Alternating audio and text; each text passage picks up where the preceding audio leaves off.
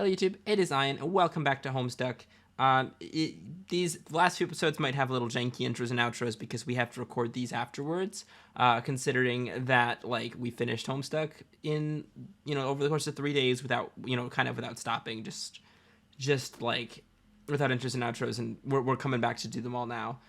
So last time, we did the Masterpiece Theater thing, the Caliborn's Masterpiece thing, and we started Act 6, Intermission 5, to which we got a few pages into it and started reading the first a bit of this character select thing. Got some cool conversations with John, Dave, and Carcat, which is super cool.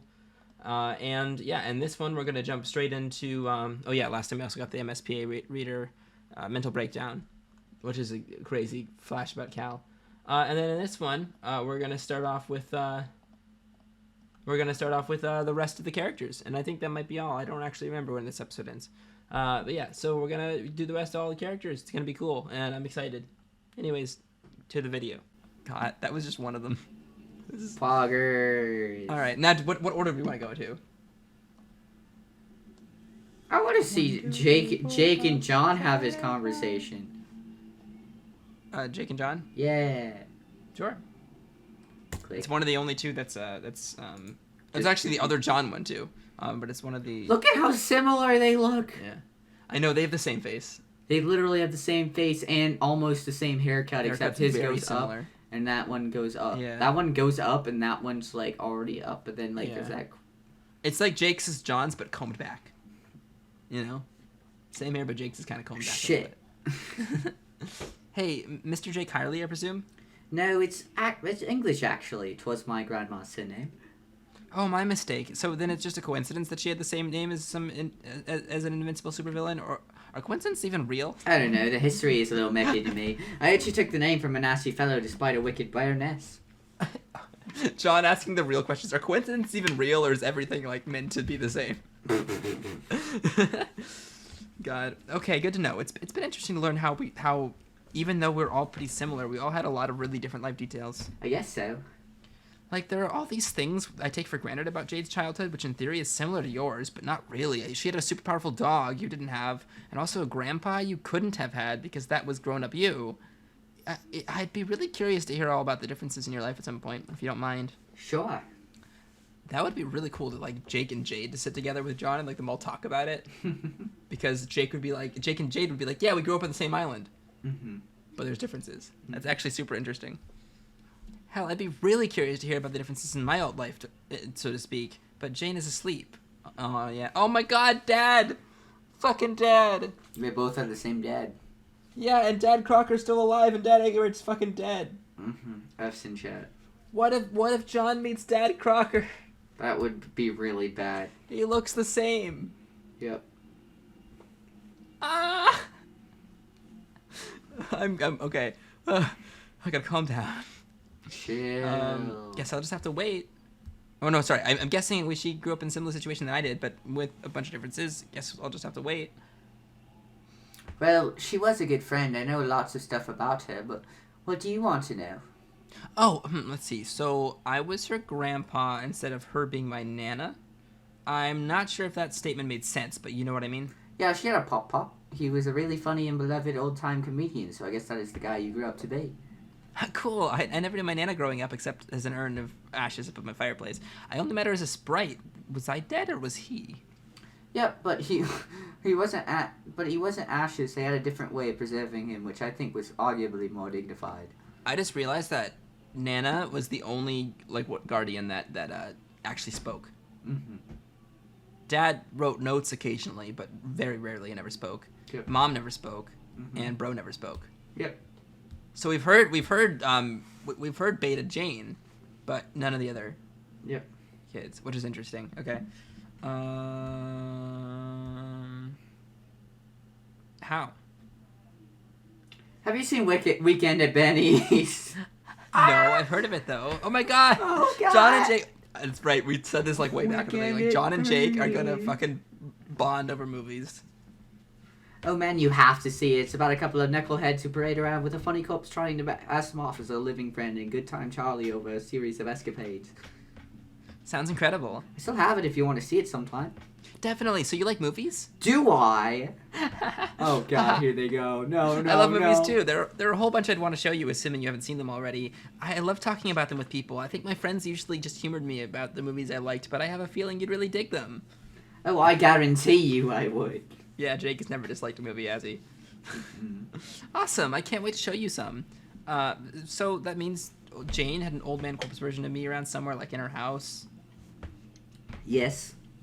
Okay, that sounds pretty preposterous to me, but I guess she must have grown up thinking it was normal. Not really. She was always pretty put off by it, to be honest.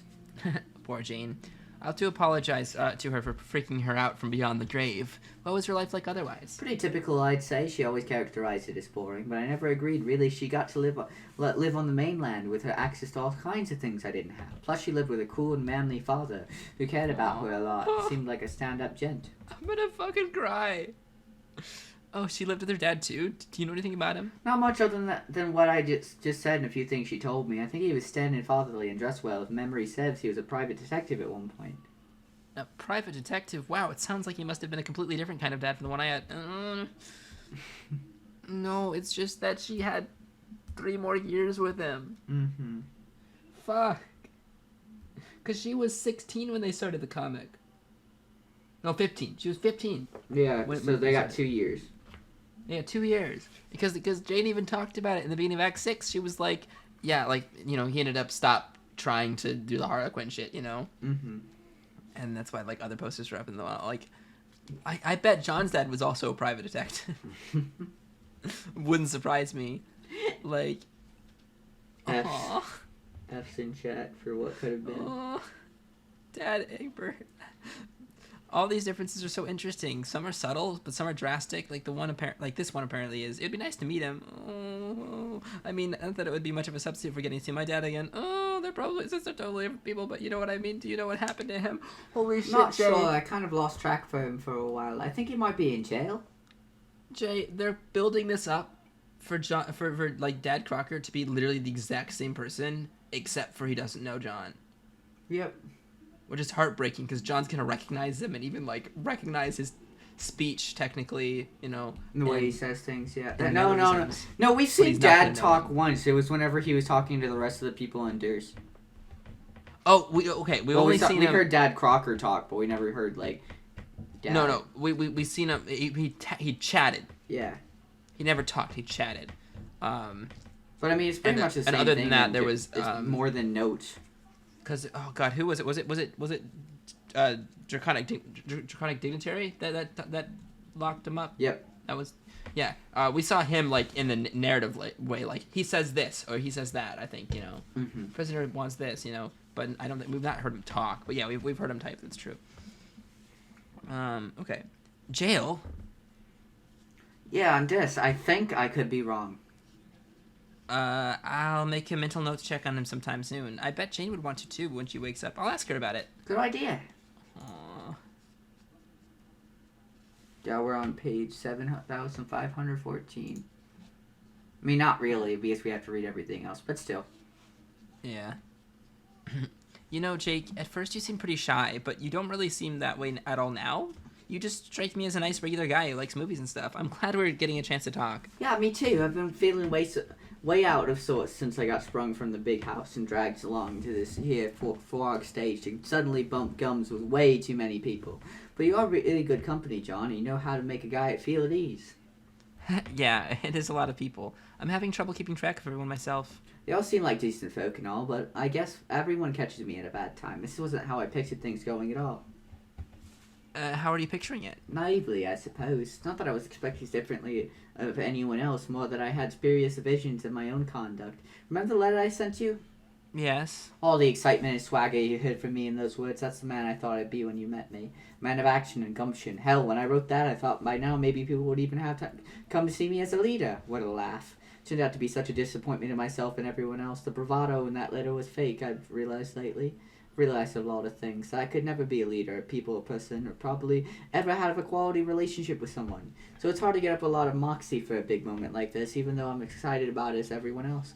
Tavros Sprite already tried cheering me up and he's nice, but I don't think it worked. Like by saying maybe all that stuff isn't true, and maybe I'm actually really great in all the ways I don't think I am. It's a nice thought, but it's also kind of weird It also weirdly just doesn't make me feel any better. John, you seem like the guy who likes trying to cheer up a pal. So I guess just so you know, someone already tried telling me I was wrong and it didn't work. I don't think you're wrong, though. Well, I mean, I don't know. We just met. What could I know about you other than what you tell me? I believe you about all that. Really, it just sounds to me like you're going through a lot of changes, and changes are good, especially if you understand what's happening to you. I think that's how we grow and stuff. I think I've changed in a lot of ways, some ways that weren't easy. Huh. Yeah? Sure, so you're realizing you like being by yourself. It sounds like big deal. It was like, big deal. I like being alone a lot of times, too. It helps me think. If that's who you are, there's nothing wrong with that. Jade's grandpa liked being by himself, too. So much so that he moved to an island as far away from civilization as possible. But he still did adventurous stuff and was super successful and also raised a cool granddaughter, who was actually his daughter and I guess also yours. Huh. Yes, I guess you're right. And if nothing else, at least you have a cool costume. You really like it? Hell yeah. Wow, thanks. Sometimes I worry that I might look a little silly and feel kind of exposed, maybe. Like I'm on sexy display or such and people don't see me as a person. Because he doesn't have, like, short shorts. I wouldn't worry about that. I love God tier pajamas. And yours are badass. You look like a superhero. Really? Yes, well, maybe a plucky sidekick at least. Fucking Robin looking ass. Sidekicks are really underrated anyway. I think in some cases they might be the real stars. You know, Batman? Truth be told, I think he might just be some kind of gallivanting idiot. He's got all the money and the skills in the world, and what does he do? He buys a fancy car to drive around in and then jumps out and starts punching crooks with his bare hand. Then when he gets hornswoggled by a wily clown with no powers and a lot less money, who has to bail him out? His sidekick, of course. Yeah, you're right. What is Batman even trying to prove? Being all serious and cool looking. His sidekick looks like he's a lot more fun and smacks of confidence and self-assurance trotting around his underpants. But Batman probably doesn't even care much about stopping crime. It's more about walloping thugs and getting to feel cool. If he really cared about stopping bad guys, he'd probably use his fancy money to buy guns and at least show the criminals he's packing to make them scared, if not surrender outright. I bet his sidekick probably just has to wait for Batman to bungle things up with a stupid karate, and when he gets in trouble, the sidekick just guns down all the crooks from a safe distance like a sensible person. That's beautiful. The idea of Robin just sitting there with a sniper rifle just waiting for Batman to get caught and then he starts mowing down the crowd is just such a fucking great thought. Well, I do love guns. Also, fisticuffs. See, there you go. You're better than Batman already. Whisper, whisper, whisper, whisper, whisper. Hold on, shh, listen. Whisper, whisper, mayor. Whisper, whisper, whisper, Cantown. Whisper, whisper, but where? Whisper, whisper, Earth. Whisper, whisper, whisper, whisper. The scale, don't see out. Whisper, whisper, whisper. If you're really going, whisper, whisper, whisper. Build, whisper, whisper. They're trying to build Cantown like they talked to like Dave talked about in the reality that never happened to the mayor. It's like, we're gonna build like real. Oh my god, he's talking to the mayor again. So it seems they just really appear to have quite the rapport. I just love how he talks to the mayor. It's like he made up this whole language of minimal talking and hand gestures. It's so cute. Ahem. Egbert, what the fuck? Were you eavesdropping? No. This is a fucking private conversation. Stop being rude garbage. I wasn't eavesdropping. You just happened to be like right there, and you're a really loud whisperer. Oh, okay then. Here, have an excessively quiet. Shut the fuck up. Sorry. Go back to your cute mayor conference. We'll mind our own business. Oh god. Achoo! Achoo! Oh man, what's going on now? Achoo! Oh! Achoo! Tavros had Why? a cat. Achoo! Why did you lose his need? Achoo!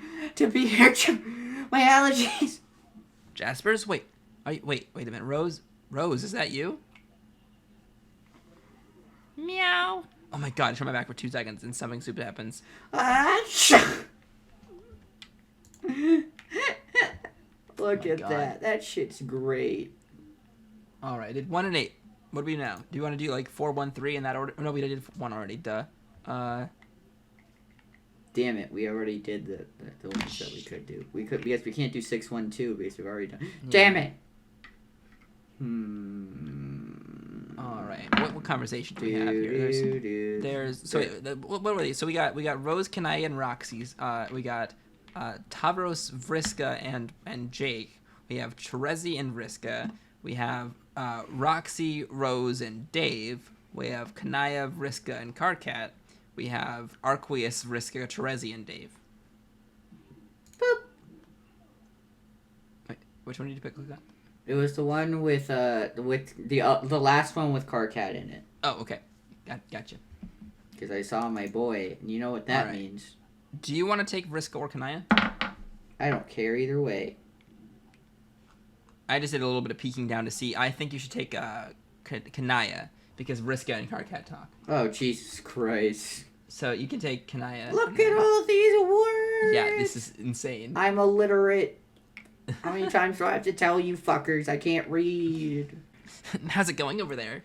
Told them I would leave them alone and go talk to some trolls. I guess this troll over here will have to do.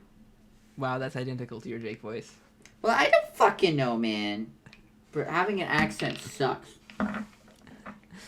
Happy to be of service. I'm happy to be of service. Man, look at them. They all seem so excited. Like a bunch of wigglers hopped up on high fructose grub sauce. High fructose grub sauce, Jesus Christ. I hope they don't crash from this reunion buzz too hard before it's showtime. Figo! God. If they do, I am sure one of our contingency plans will swing into full effect. Maybe you can buy some time for everyone to recover by lulling our adversaries into an extensive strategy session? Hey, Miriam, why don't you can it? Our sassy little games of one-upmanship are fun and all, but I'm trying to be sincere here. You know, seeing as this is the last time I'll see you in a while. Wait. You're right, sorry. Bring on the sincerity. I was just saying about the humans, they seem so happy. I mean, look at Rose. No offense, but most of the time she's kind of a pill. None taken, and me too, probably. Good point. But I don't think I've ever seen her like that, by which I mean making no discernible effort whatsoever to disguise the fact that she's happy. Well, okay, maybe there were a couple times. Is that in reference to how you like to fragrantly spy on us sometimes? I don't spy on you. It's such an unfair characterization. What you can't with that shit already? I'll never understand your ongoing and apparently unironic use of the phrase "can it," and in particular why you always seem to direct this expression to me and seemingly no one else. I'll inform you, "can it" should be "tall circle it." I just think it is such a peculiar and amusing way to tell someone to be quiet. What? No, why? No, that's a normal way of putting it. I mean, it's a pretty normal thing to say, right? Would you want someone to pipe down? Pipe down isn't even much better. It's such just a funny way to say, and the fact that you don't realize it makes it funnier. I think the underlying explanation is that you are just funnier than you realize or try to be. It is something to like about you. I guess I'll have to accept your sass as a compliment then. And no, I don't spy on you. I just check in with you sometimes to see how you're doing. Okay, if that's how you want to put it, you involve yourself in many private matters without even offering the pretense of doing otherwise. To think that at one point I was regarded as the meddlesome one. Look, it just so happens that I care very deeply for all my friends and want to make sure they're doing all right on a somewhat regular basis. Is that a crime? In some societies, violating the privacy of others in certain ways was... yes, I believe so. I understand your motives, though, and really this is just me giving you a hard time. I never got why everyone treats their romantic affairs as so private. What's the big deal? Say you like to do some smooching and stuff with another person. Maybe get over yourselves? Karkat is the worst offender. You'd think he was charged with guarding state secrets. Newsflash, buddy. Nobody gives a fuck. Sounds like you very much give a fuck, though. Hey, why don't you... I mean, cut me some slack. I don't hold anyone to standards I don't hold myself to. I'm very open about my relationships. My allegiance with Terezi? Aww. That's so cute. Ask me anything. I have nothing to hide. We'll throw our diamonds up in your face like we're making a getaway. We don't even give a fuck. If you can't take the stench, then get out of the meal block. Same with my Ashen liaisons I've been involved with over the years. What's the big deal? I have to admit that to being impressed with your strangely natural proficiency with auspicism, it is an incredibly difficult quadrant to master and very emotionally taxing, I find, in a way that conflicts with the pursuit of relationships in other quadrants. I can't ignore that during our trip. You probably diffused a lot of unpleasant situations before they started. Oh. When it comes to matters of privacy and such, and which forms of expression people feel at ease showing in public, pale relationships are really different, I think. What about the other kind? Seems to me you have not been involved in any, so I'm not sure you really understand. Aw. Oh my god. that explains a lot. Like you know, the whole, like, Terezi, I think Terezi and the Gamzee thing was, you know, her own doing, but, like, there was a lot of relationship drama that didn't need to happen. Mm-hmm. And Vriska helped that. I love that. Yeah. Poggers. Oh my god. I just don't have I don't have time for anything like that in my life right now. Red and black relationships are so absorbing. I have a strong pale relationship, which is very important to me, but that's about all I can handle. Maybe later on when the dust settles from this crazy adventure, I'll consider it. But for now, this is all I can deal with. I just have too many irons in the fire, you know. Aww. God, the callback. She's saying too many now. I don't think she's ever said too many before. She's never admitted that. I know about all the irons. I have had rumors of this alleged fire as well. Aww. Vriska. Okay, look, it was off screen, but Vriska went through some character development on that meteor. Holy shit. I love this. Oh, your buddy's over there. We were still talking about that. It's ridiculous how easily we all get sidetracked by romantic blither. Oh, family stuff mainly? It's pretty fascinating, sociologically speaking. I mean, their idea of families, the idea of siblings is strange enough. People who are genetically similar and grow up together. Spending all that time with Dave and Rose, you started getting a sense for it, like the logic of it, how it must have shaped our society, but also its inherent ridiculousness. Sharing a residence with your near clone while growing up, so preposterous. But then you had the idea of parents, and suddenly it's complete madness. Our society was so individualistic, and it all seems so normal and reasonable. But I look over there, and I see 2 Lalans and a Strider. There's a whole other Strider out of the way, and a human family starts striking me as not so much a social unit, but more as like an infestation. Yeah, well, I will say an entire other Strider does sound like a bit much. Maybe we just, on top of what is already quite respectable, maybe we just don't get it. Of course we don't. That's my point. I mean, we have Where is Dirk? I think he's still on the way, probably. Interesting. It's probably taking place like during the events of Game Over, you know, like before. Interesting. Before Dirk gets there, because Dirk got there at the very end. Whack. You know? Yeah. That's my point. I mean, we have ancestors, but under normal circumstances, it's pretty much unheard of to imagine you'd ever get the chance to meet them. We had the usual privilege of meeting most of ours. The unusual privilege of meeting most of ours, or at least certain versions of them, but that's still just a one-person lineage. It's really simple and comprehensible. Human lineage is just a huge clusterfuck, if you ask me. I mean, yeah, pretty much. Yeah. There's a certain advantage to it, though. The decentralized propagation makes it a lot more likely the race will persist. The same cannot be said for ours. I still often wonder if we are the last ones of our kind. You're still doubtful about whether you can hatch a new mother grub? Yeah, more than doubtful, I'd say. You shouldn't lose faith. I'm not even the slightest bit worried about whether you can do it. When you get the chance, just brainstorm about it with the Lalans. They tend to be full of ideas. Anyway, try not to get down about it. I have a good feeling. Get down about what? I love Vriska so much. God, that's so great. She's being so nice right now and helpful. If she'd been left alive, maybe this is how she would have acted. And it is. I love this. Get down about so what? But I love this. A particular obligation I have yet to fulfill. I sense that she possesses some intelligence on the matter she wishes to be cagey about, so I guess that part of the conversation has been concluded. Obligation? Vriska, have you been dishing more dirt on our strategy before formally bringing our meeting to order? Pretty sloppy leadership move, if you ask me. Karkat, it had nothing to do with your and Kanaya's upcoming roles in the campaign. It was more a private matter pertaining to Kanaya's broader significance to the future of our people. I will be very clearly spelling out your roles, the roles you and she'll be playing momentarily. Me and she, as in, like, together? What the fuck are we supposed to be doing together? You'll find out. Great, I'm so glad. At this point, I only ever feel angst or even the slightest sense of agitation in my soul to the precise extent that I've worried Vriska might not have all of our fortunes completely mapped out already. I'm beginning to hyperventilate slightly, less just thinking about it. Good to hear, Karkat. Almost as cool as it is to see you yelled yourself out with John and Dave already, and have decided to come clock in some yelling time with us. Your ability to dig deep down and find a second wind is really quite astonishing. I shudder to think what would happen to this party if we ran out of its most precious natural resource. Burned, owned, devastated. What more is there to say? Nothing really, unless you want whatever pitiful tatters of your self-image you have left to get power pissed on by God Queen Circuit herself yet again. Either that or one could ruminate fondly over the heavenly reality wherein she was stabbed in the back by Moira, and we all got to live out the fucking bliss of that timeline must have been. Just think of the peace and quiet we would have had on that meteor. It was probably more than worth the price of cannonballing ass first into some sort of massacre trap. Vriska Circuit making the living envy the hypothetical dead since whenever she started doing that. Jesus Christ, Karkat, holy fuck. Yeah, boy. That's my boy. Karkat, you don't know the half of it. I love that so much. Me too, but holy fuck. Carcat might be overstepping his bounds. That was like the most overcomplicated way of saying we all just wish you were dead that I've ever just fucking.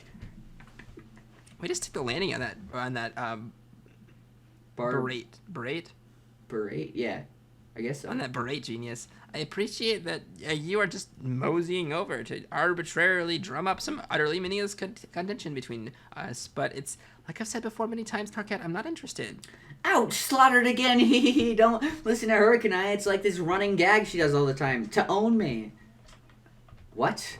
It's this funny thing we do, or mainly she does, always implying that I've been space crushing on her and getting shut down. It never stops being hilarious. First of all, as if she can prove anything. Second, if we're being totally fair here, more than a few of her snappy comebacks are arguably more tinged with that sort of eyebrow-cocking hostility than anything I've ever said to her. Maybe makes one a little suspicious, that maybe there's some projection going on here, just saying. All right, Carcat, I'm going to leave you here to dig yourself into whatever embarrassing hole you seem intent on digging. I am going to keep working on working the crowd a bit. As you know, a leader's job is never done. See ya! Bye. Maybe try acting a little more gracious in defeat next time. It's a little advice from one leader to another. Oh my god. She's gone. I don't think you needed to come up with that comeback a little. I think you needed to come up with that comeback a little faster. Yeah, damn. I think as a friend it would behoove me to confide somewhat about the realities of pursuing anything with her. Wait, what? You weren't taking that pathetic, jokey, unrequited black Rome stuff seriously, were you? Let's imagine that my attitude toward the joking and non-joking status of that is perfectly neutral. While I just say these things, but aside from the fact that she literally just got finished telling me she wasn't interested in any non-pale relationship, I think that would be a blind alley regardless. I admit this is from experience, not without chagrined, if that's the thing, hesitation, but only frustration and heartbreak down that road. Oh? She turned out to be a tremendous partner in pale relationships, maybe even a bit freakishly so. But anything stronger than that, I think, would probably be disastrous. She's way too focused and self-absorbed to maintain such strong feelings for long. She would need to let go of some of her ambition and figure out how to prioritize the feelings of other people. She might even figure out how to be happy. Oh my god. So, do you remember way back when we first met Kanaya? Kanaya and Vriska they were in a Moira Allegiance, right? No, were they? Wait. I forgot. But Kanaya was crushing on Vriska, for sure. Like flush crushing. Yeah.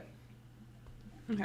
Yeah, wow, a chill just ran up my posture pole. Trying to imagine that, I don't know if I've ever told you, but you have a really impressive grasp over romantic analysis.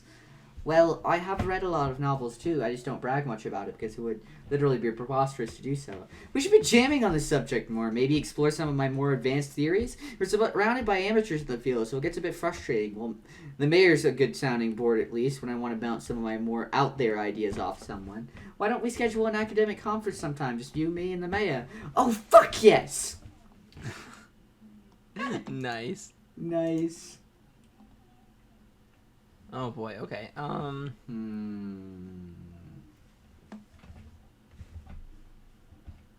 So we've gotten that one. I'm excited to see the stuff with Roxy and Rose. That does seem pretty poggers. Alright. I'm sorry. Sorry about what? For stammering on all being an agog grinning idiot, I actually believe you are real and here and alive and not dying, so am I. Here with you, and sharing all these mentioned attributes.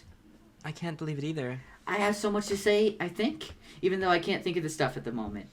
I know what you mean. I hope it's okay if I just sit here near you being especially articulate for a bit. Not being especially articulate for a bit.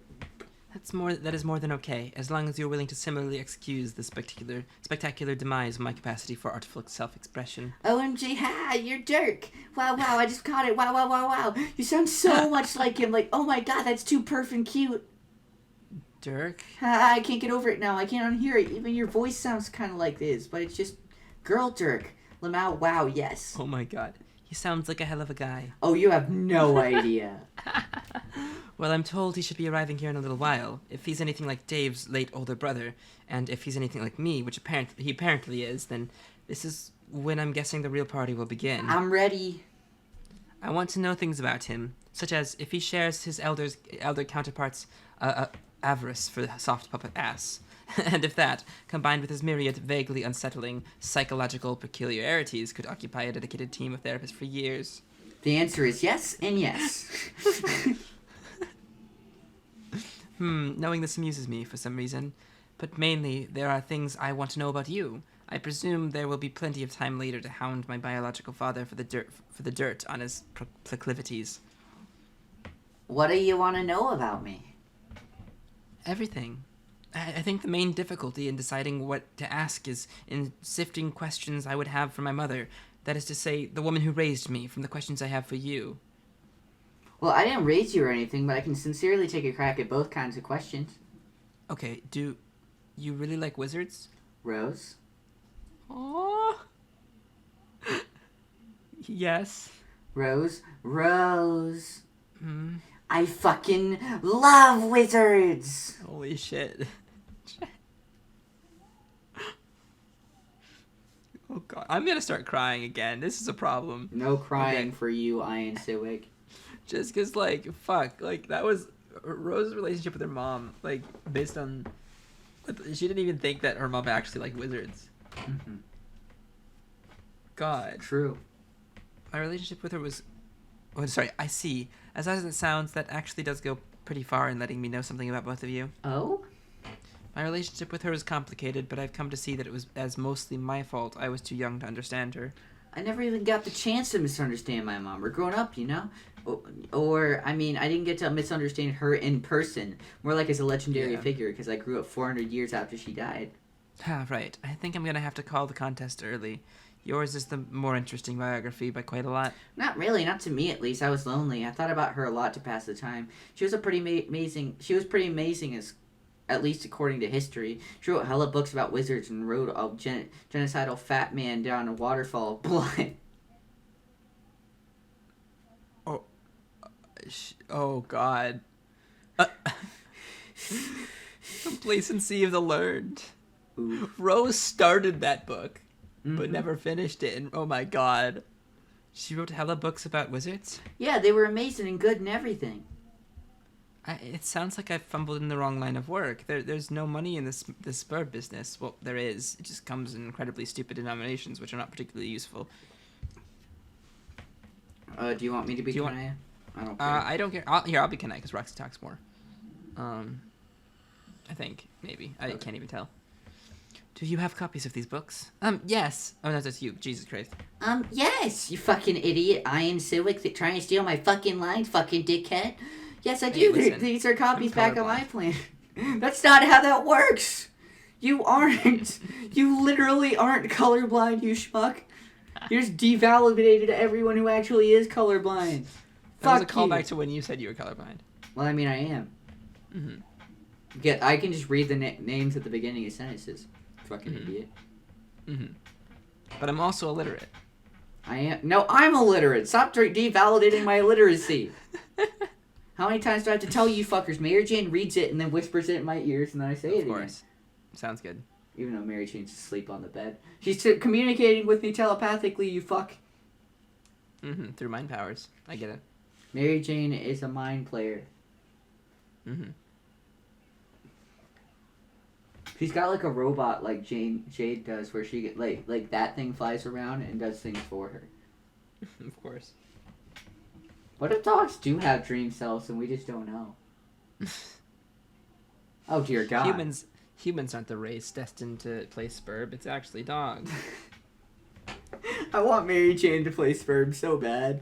God. That would be so cool and funny, and I'd love to hear her thoughts. I wonder what she thinks about. What you be thinking about? Would you prototype her? No! But you could talk to her. That's true. Only if she was dead. Okay. I'd keep her around until she died, then throw her into the Sprite thing. Then That's fair. Then but would she do the same thing as Jasper Sprite, where she just bark at me? Well, Jasper Sprite speaks. He mostly meows, though. Mostly, yeah, but Would Mary Jane But speak? there's been conversations, like, especially between Jasper Sprite and Dave Sprite, there's a bunch of conversations. And Rose talked to Jasper Sprite. That's true. Yes, I do. These are copies back of my planet. Assuming John didn't recton them away like a book thief and sneak. Huh. I would really love to read them sometime if you wouldn't mind. No, not at all. By the way, this is Kanaya. Sorry for the combination of bad manners and general dumbfoundedness, which precluded a more timely introduction. Hello. Hey, that's a nice name, and also you're pretty. Thank you. I admire the aesthetics of your name and appearance as well, and in no small part due to the respective similarity to your daughters. Wow, man, that was somehow both a convoluted thing to say, yet smooth as hell. I'm impressed. Welcome to Miriam City. Population, a whole lot of great remarks like that. But yes, I'll get those books. I'll get you those books. They're great. They made me want to write my own wizard books. Did you? Yeah, sorta. Could I read them? Hey, you got to read mine. Yeah, but you were like an old pro when you wrote yours. They're freaking masterpiece wizard fics. They won Pulitzers and shit. Did they really? I don't know. Probably. Oh.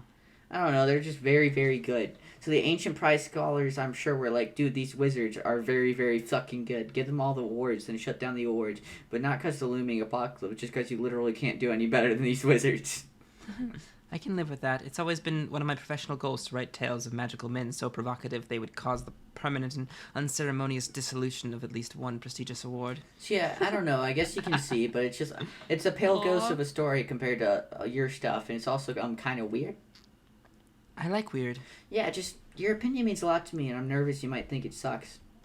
But I never even wrote the masterpieces you read. I think you may have had a view of my abilities which I haven't earned yet. Really, I'm not that good. I have my own story drafts, which you can read if you like. They're nothing special, frankly. Oh, really? Aw, man, okay, that sounds fun. But they're both complacency of the learner. Eh. If during your manuscript exchange you need someone to read over your shoulder, say to proofread or to purge each sentence of punctuation, capitalize the first letter of every word, I'd be happy to volunteer. Strictly professionally, of course, and not because I really want to read your wizard things too. I really want to read your wizard things too. I hope that's okay. Aww. Aww. Kanaya is adorable. Yeah, sure, it's okay. Kanaya, sure. Sorry, me and Rose are babbling away here to each other. We don't mean to be excluding you. It's fine. I'm thoroughly enjoying my role as a spectator. I know that Rose has been looking forward to this a lot, and that she received similarly vicarious and politely passive enjoyment from the interactions I had with my ancestor. So now I will just resume the politely passive part of it.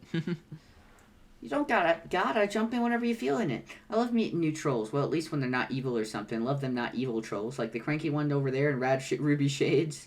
Terezi? Yeah, she's a boss. That's a pretty fair way to describe the attitude of anyone higher than me on the human spectrum, but yes, you are right. Oh, also, lest we forget dear Fafetta. Fafetta? Do you mean Faferi? No, Fafetta, she was a dear precious soul. She was my sprite. Guess she never happened in the version of this stuff, though. Dang, that's sad, but maybe not quite as sad as her existing then exploding. I'm confused. Wonder what what even else is different. Well, you died too. I did? Yes, while pushing me out of the way before, so thank you for that retroactively and to a different version of you. Jeez, yeah, I had a really similar thing happen in my timeline involving a fork. Even though you're okay now, it's still almost too sad to even talk about.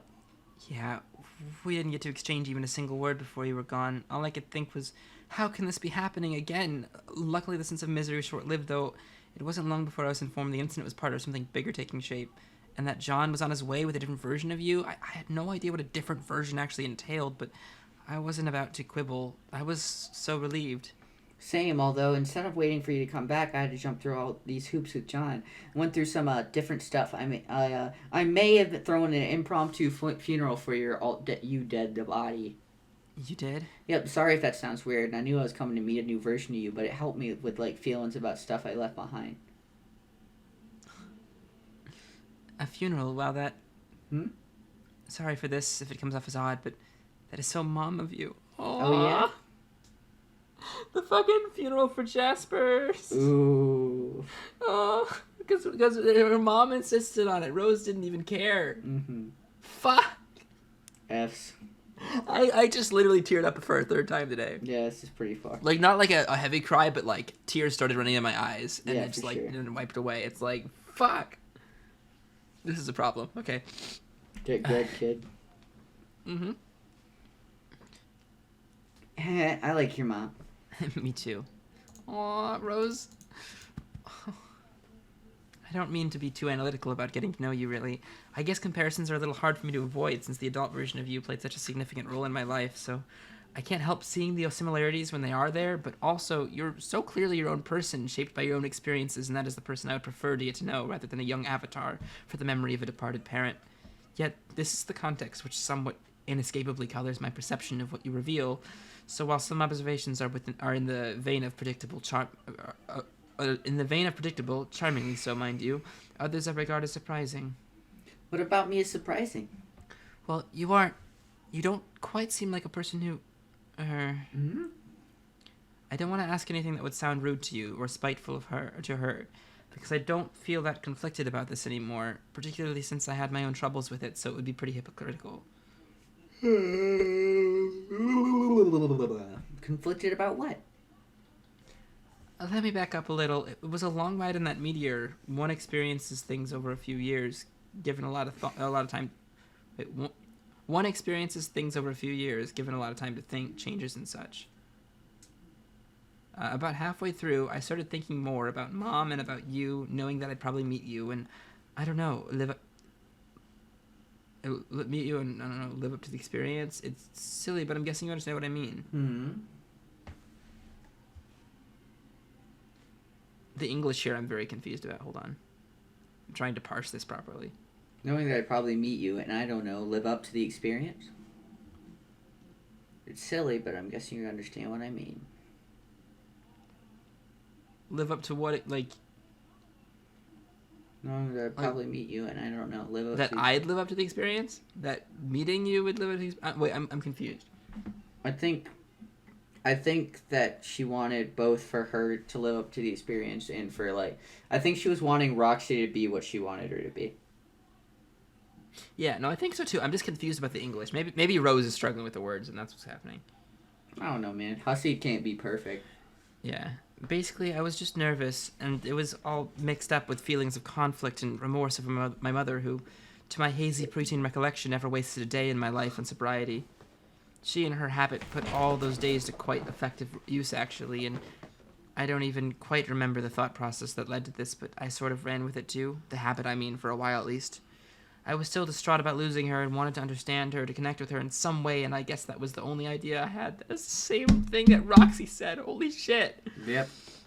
And on some level, I think connecting with her was also a way of preparing myself to meet you, even though that probably makes no sense, since you aren't literally her and don't share all her, but I guess I shouldn't speak for you, though. So you're saying you're surprised I'm unlike her in that way because I don't seem like someone who'd get drunk off her ass all the time? Oh, God. Well, I should be flattered you really think so, but wrong. So you... Story kind of like yours. I and Mom, I never knew and wanted to feel close to her however I could. Grew up mostly unsupervised at her old house, and I had all this old stuff in it, plus some old booze squirred away here and there. And I just started up, even though I was way too young for shit like that. Whoops. Like I said, it was a bit light. It was a bit light on discipline around then. It's not like a bunch of silly pumpkin eaters were gonna stop me. Pumpkin eaters? Chess guys. Loads of them. Oh. But yeah, I wanted to be like her and do what she did, but mostly just made a whole hot catastrophe of myself.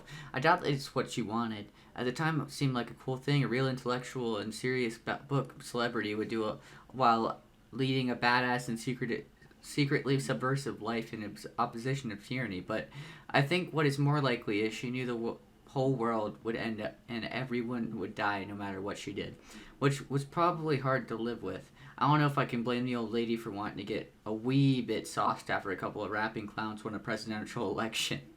Yeah, wait, what?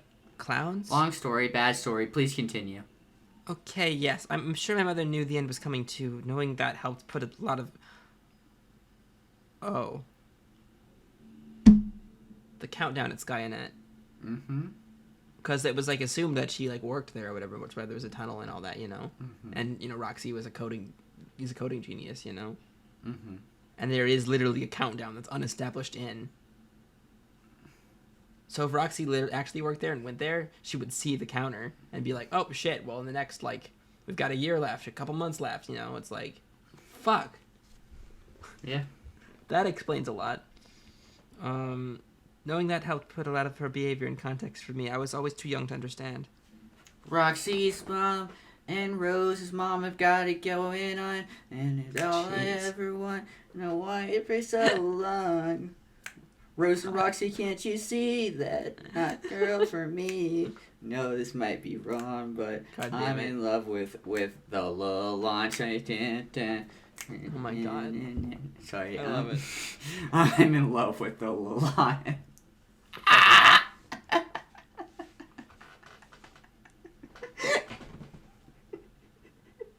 Never change, Jay, please. Never change. Jesus fucking Christ. I'm sorry, that's just so fucking good. Indeed. Oh, Jesus Christ. Poor moms. Poor adult dead sexy lady us. Truth. But anyway, back to us. Kid alive sexy lady us. Sorry, I just thought about the fucking, like, Dave thing. And, like the Roxy and Rose both, like, talking, like, yeah, my mom's, unfortunately, my mom's a single. And boom, fucking Dave busts. Yeah. Wait a minute, your mom's single? The fucking MILF Hunter shirt. So fucking good. Well, I pinned that in that chat. Like, I went back through that chat and pinned it. It's so good. It's so good. Fuck. Yes, it sounds like your Rose has an incredible career, but all things considered, I prefer being kid alive sexy me. Agree. I know what you mean about being nervous about meeting you. I mean, maybe nervous isn't quite right, but when I started thinking about meeting you is when I started thinking I should try not being not quite such a mess. So I started taking the ideas of cleaning up my act more seriously. Ultimately, I concluded the same thing. I decided it wouldn't be a very dignified way to make an entrance, or for that matter, a very constructive way to help out in a struggle to preserve reality. Luckily, I was able to cut it out a while ago. I admit it wasn't easy, but it helped that a lot of people... that helped to have... Jesus Christ. It helped a lot to have people around looking out for me. Poke. Say it's poked. Yeah, I had friends help me too. So I couldn't have done it without them either. I never had IRL friends before this trip. It's interesting to observe the various ways they apply themselves to your benefit. Some people are around to make you feel like you're worth sticking with, even when you fuck up.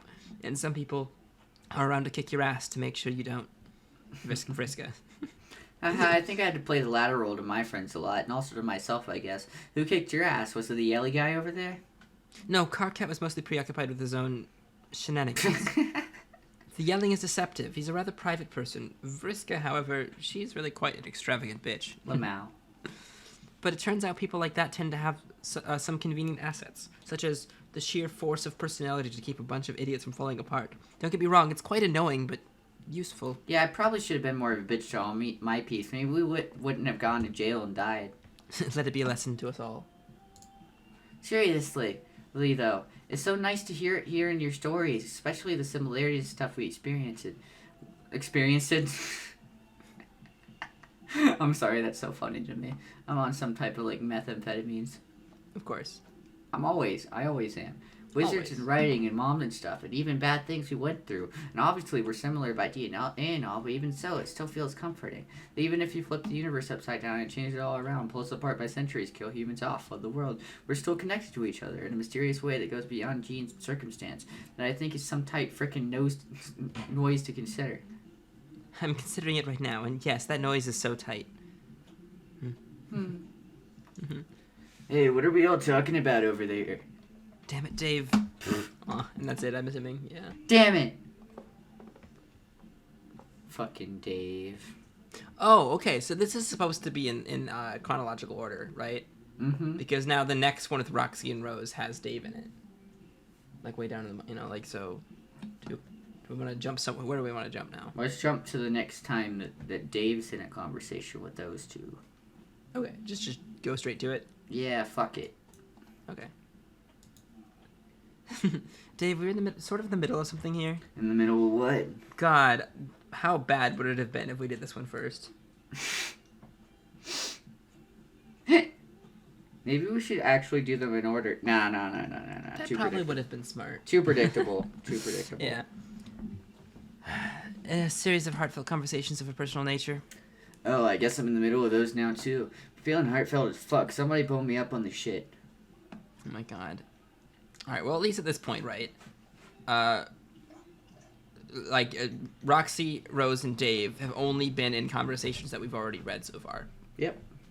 In fact, yeah, okay, so like, we have remained linear with the way... The only thing we haven't done is technically Jake talked to Vriska and Tavros before Jake talked to John, but there was not really any discussion about that, so that's fine. Yeah, it didn't spoil the conversation. Okay. Alright. Well, to be fair, this isn't really spoiling the other conversation either. That's true, that is true. We would have just been like, what the fuck? One cannot simply be boned up on shit such as this. You had to be there. Come on. Wizards, problems, feelings. It was your standard tale of two estranged mutual mothers. Any questions? Yes, lots. Okay, can you maybe sit over there for a while and write them all down? Rose, this accumulation of people is coming dangerously close to what your culture might process as a human familiar unit. This is a foreign idea to me and probably a private matter to you, so I think I will leave you all alone and go talk to some trolls. Personally, I think you should welcome Dave into the fold of your poignant wizard reverie.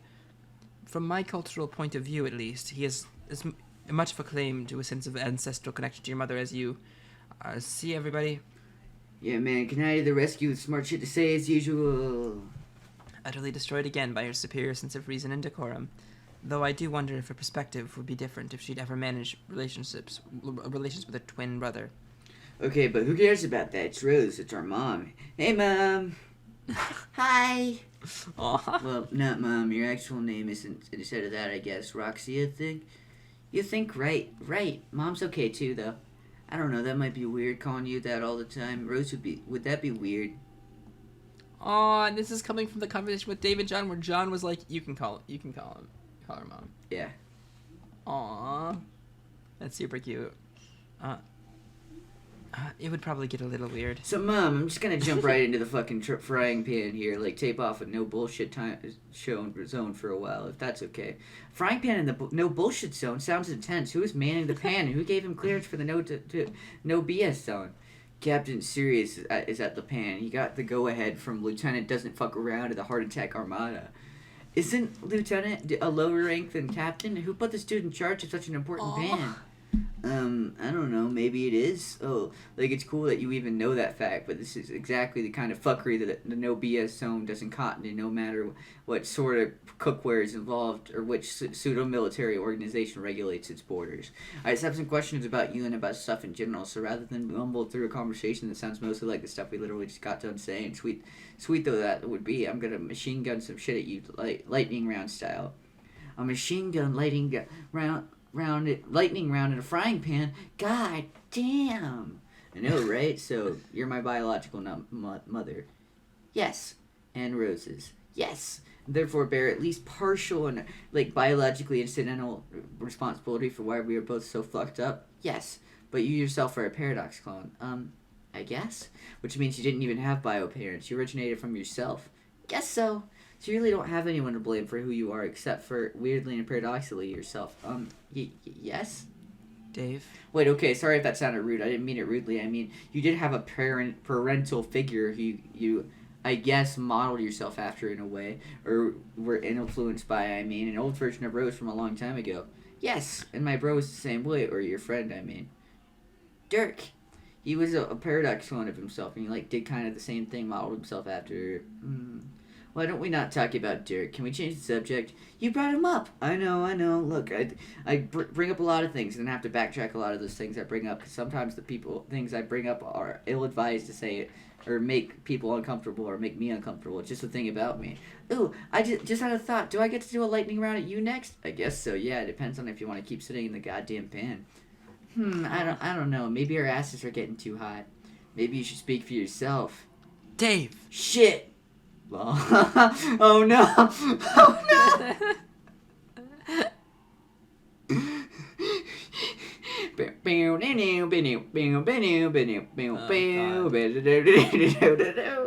Fucking hell. Welcome to Alabama, but in space. I love it.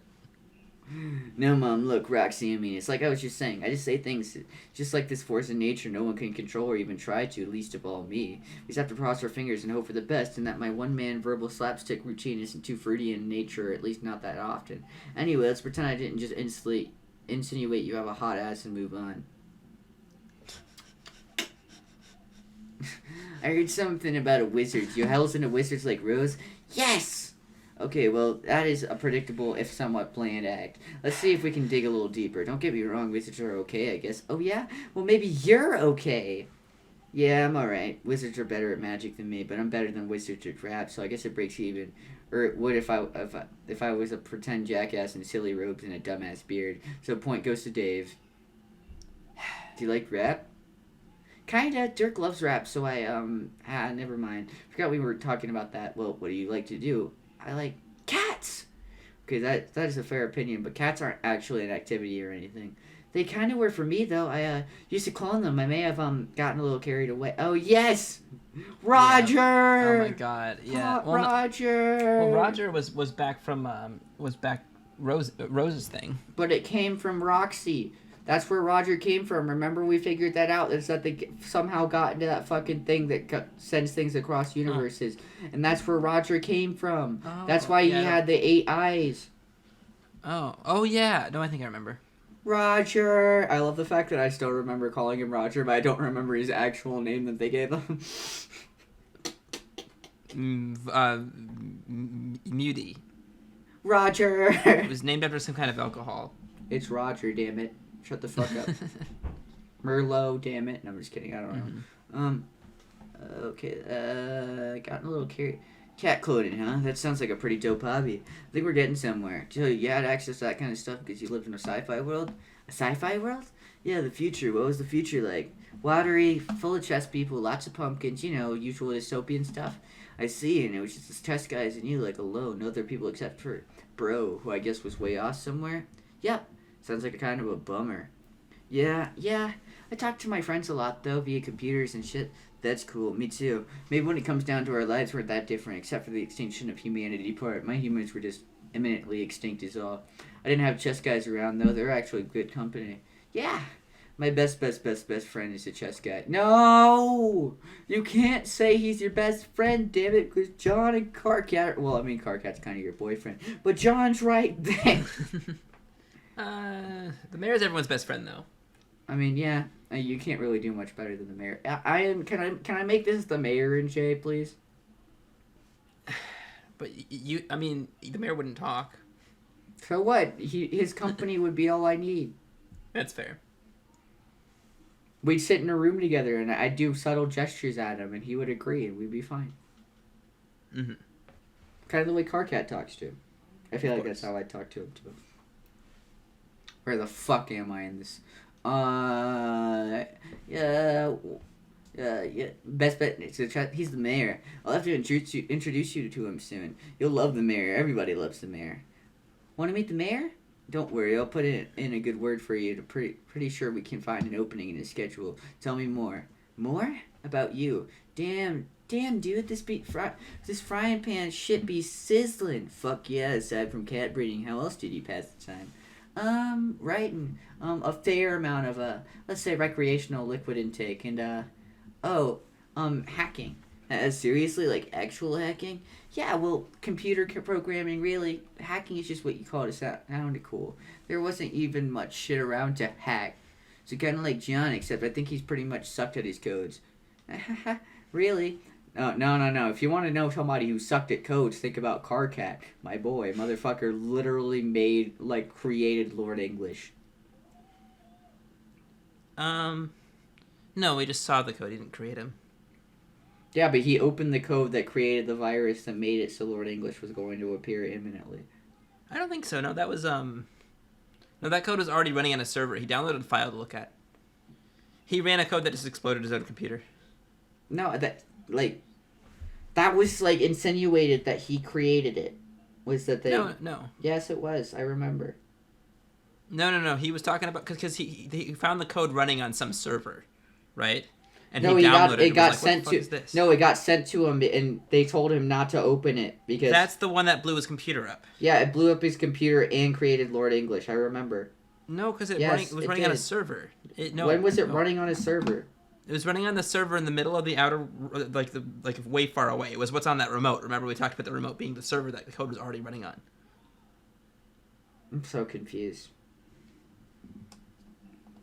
This makes no sense. Because to me. Carcat checked it out. Carcat checked it out and was like, yeah, this was still don't know what this is doing, but it's running somewhere and it's going to be executed when the universe ends. Whatever. Where is it? John sucks at programming. Where is it? Really? Yeah, he seemed to find it frustrating mainly. His bitching about it is literally my only point of reference for his degree of proficiency. You're good though, right? I bet you're good. The best. Knew it. Maybe I could give him some pointers on the leet hacks. Yeah, that's what it is. Fuck yes, he'd be all about that, or I think he should be, which is all that matters. Do that and insist on it if he gets really obstinate or like tries to pretend he doesn't like programming anymore. Okay. What else? Okay, I don't know, Dave. I might be running out of shit to say. You sure? I like to play games. What games? Mostly the Nintendos. I see. Same, Roxy. Which Nintendos? Whole bunch of Nintendos, like lots of systems and titles. I don't know if the ones I associate strongly with would have the same meaning, like culturally speaking, for you. Because to me, they were all like the cool ancient relics that kept me somewhat in touch with a world that was long gone. That makes sense. Aww. That's mostly the relationship I have now with garbage rom-coms. Largely because Carcat likes watching them. So these godforsaken flicks have helped me keep me grounded on our dead civilization in a weird way. But games. I didn't have Nintendos. My bro had an Xbox, so I played that sometimes. He mostly had all these shitty skating games and like 20 different Tony Hawk titles. Let's go! Tony Hawk games were poggers. Still are poggers.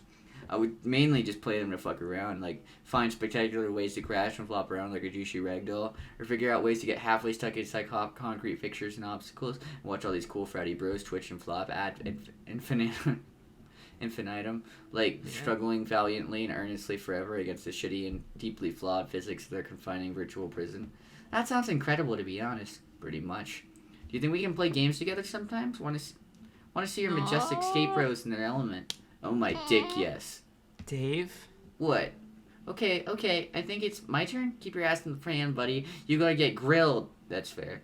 Oh, Rose, please don't think I'm excluding you. Jump in the combo anytime, okay?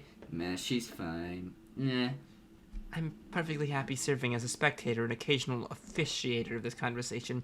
It's quite entertaining to behold, really. I love watching how different personalities collide with each other upon meeting. Neither of you is failing to disappoint. I'm out. God, is everyone in this family tree a psychoanalyst? Yo, that's been like her exact top preoccupation since she was a fucking baby, didn't she tell you? No, but yeah, it makes sense. But like, you're all Mr. Funny Interrogation right now. Rose is quite possibly a literal therapist in training, I guess. No, Dirk is Dirk. This makes you think we're all fucked up. The end. So what you want to know, Mom? Rex? Aww. God, this is cute. Do you want me to take one of these people, by the way? I don't care either way. Because I mean, I'm good with whatever. It's just I don't know if you're talking like how you know. There's still a lot more that would just be you. No, it's not the end of the world. Okay. Here comes the lightning. You got to imagine it coming out my fingertips. Where I am an almighty wizard. Fucking wizard with an X. I hate that. Okay, I'm currently imagining that. Not bad at all. Pachoo! What is your favorite rap guy? That's a dead tie between me and Snoop. Also, maybe Obama, but to be fair, I don't think he raps IRL. That's mainly just a headcanon I have about him. But come on, you were actually curious about that, were you? I need to check this out. Obama has to rap. Does Oh my God. Obama rap? President Obama's top 5 rap moments. It exists. Oh God. Yes.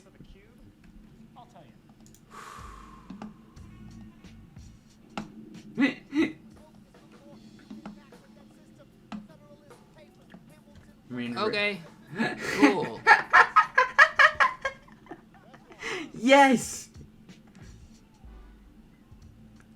Like he references rap culture and stuff. apparently he helped someone freestyle at the White House, which is pretty dope. I'm sorry, that's just so fucking funny to me. Fucking Obama rapping. Great. I think that's my favorite thing in the entire world. Mm-hmm. I'm trying to think of stuff to ask. Jeez, give me a sec. Kay, how did you become a god tier? Rose and I went on a suicide mission piloting a moon through the furthest ring. The moon had a cosmic nuclear bomb in its core, but also our quest beds by surprise. When it blew up, it created literally the biggest fucking sun in existence, which also happened to be the exact same sun we thought we were going out there to destroy. But we also died and resurrected as god tiers, and I guess due to immortality, rose up through the surface at the fucking sun, all glowing green and wearing pajamas and shit. Oh, holy crap, that's so ridiculously insane and cool. That is so much more awesome than what happened to us. Wow. Why? How'd you do it? God, it's almost embarrassing to even describe, especially compared to that. Go on. We all had a hangover from magic candy. Lollipop. Trickster mode, let's go. Yep. So the retcon didn't retcon trickster mode. No, well, no, because the only thing John changed was the trolls. That's true, but I still think that's so funny. I That's love the only time, trickster mode so the only much. time John in retcon even saw the kids was once they all got there. You know? That's so fucking good. Yeah, no, yeah.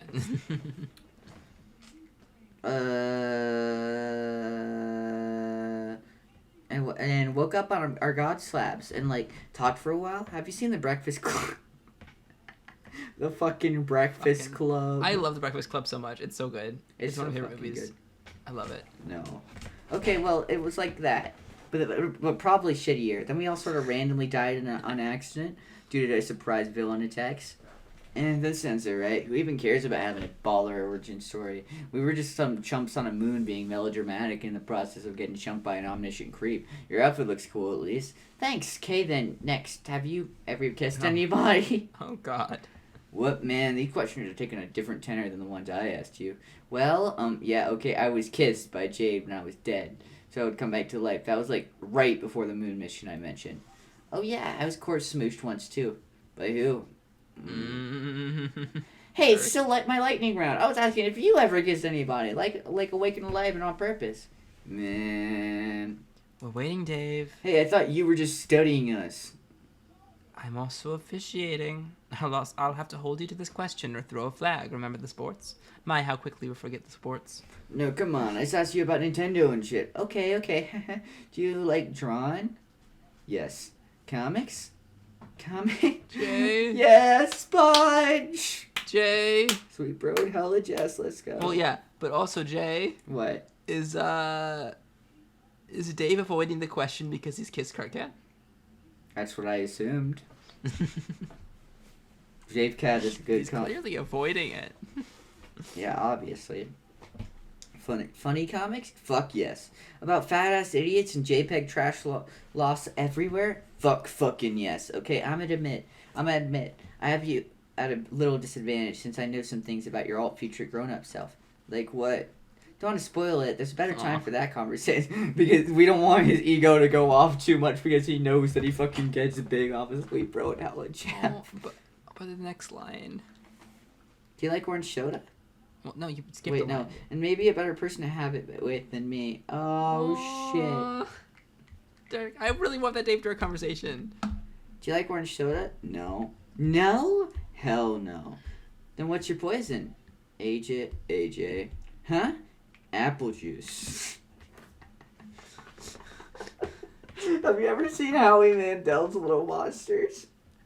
Have you ever seen Howie Mandel's Little Monsters? It's my new greeting now. I just walk up to a stranger. Have you ever seen Howie Mandel's Little Monsters? Anytime I see anyone with fucking apple juice, I say it. It's fucking great. Yo, have you ever seen Howie Mandel's Little Monsters? Oh man, God. you made sure that was sealed, right? If it's unsealed, man, you know, it's a minefield. Don't ask why, but just don't drink that apple juice if it wasn't sealed, right? That's fucking cute. Man. Pretty much. Have you ever been in love? God damn it. Oh, I love it. Dave is so upset. This is the lightning round, Dave. We didn't make the rules. Anyway, I'm ready to blow my referee's sport whistle if you don't answer before the commercially endorsed game clock expires. I think the lightning round's over. Why don't we have a distraction to seal the deal? Hey, Mom, I think Harley Dad over there is talking about you. Jake? Yeah, I think you're right. Gotta go catch up with him soon. I'll wave hello for now. Oh my god. I don't think he's noticing. Damn it, Jake, look over here, you goof. You just start a fire here with all this friendly waving. No peace, completely out to lunch. Not like all the Harley birds. Just like all the Harley birds.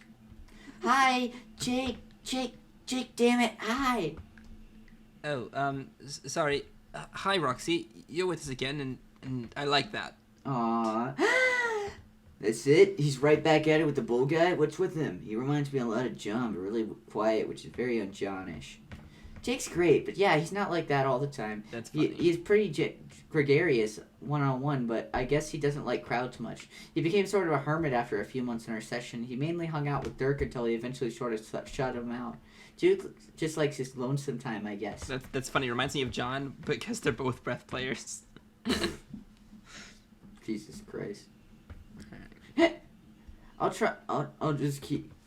try getting to know him sometime. Maybe trap him like a shy woodland creature, then brutally harangue him with my typically rad shit and become airtight bros. Right there in the fucking woods, exactly how nature intended. OMG, yes, I will help you rig your Jake snares. Maybe leave some hunky dude bait like a trail of micro shorts sprinkled through some out the forest. Awesome, thanks, Mom. Roxy, I mean. Oh, I love how Dave and Roxy have like a rapport, and Rose and Roxy also have a rapport. Like they're so different, but they like both work together. It's so cool. It's so cool. Dave, even I'm having less trouble referring to Roxy by her name consistently, and I was the one who grew up knowing her as my literal mother. What is going on with you? Nothing. It's just like semi-accidentally replacing a word with another word in a majority of instances.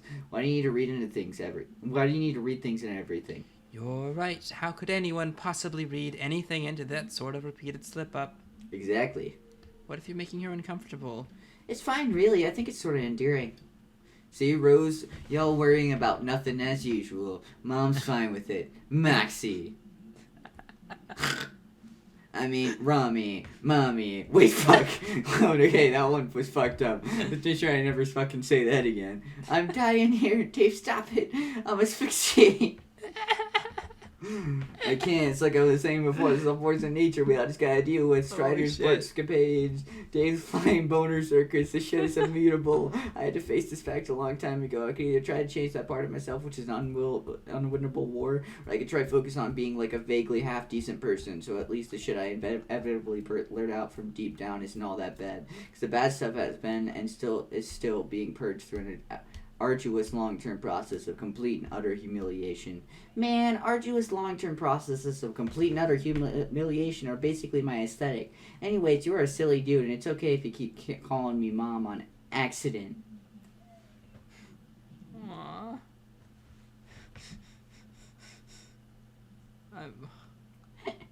God.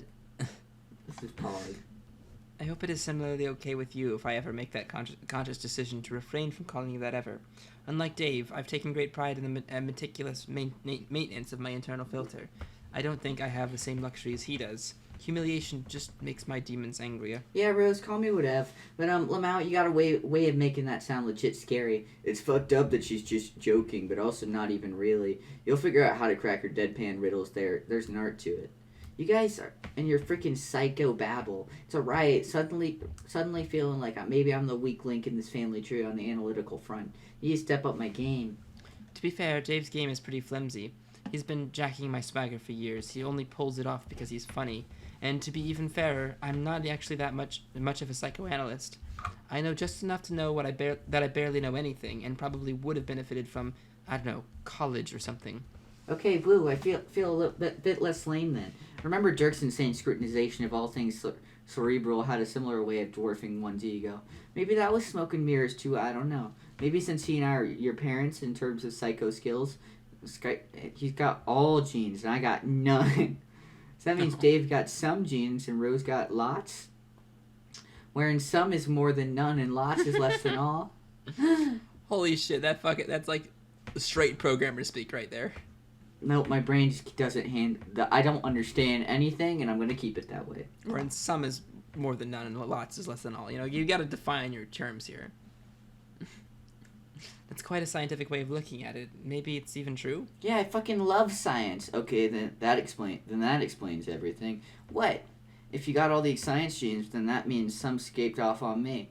Which would explain why my beats are so ill. It's because my science is off the charts. Holy shit, can someone push this nerd off the lily pad? That explanation, no.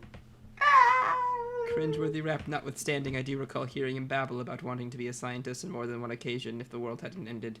What was it? Archaeology? Paleontology? Yeah, I don't know. One of those things. Whichever involved more dead shit. Maybe. Aww. Paleontology. You want to study that? I sincerely mumbled about the idea once or twice. That's neat. What about you, Rose? Did you actually want to be a legit psychiatrist and go to school for that and all? I don't recall my thoughts in higher education. My passion for the subject, I think, was more a contrivance of a very young girl who misplaced conviction in her abilities.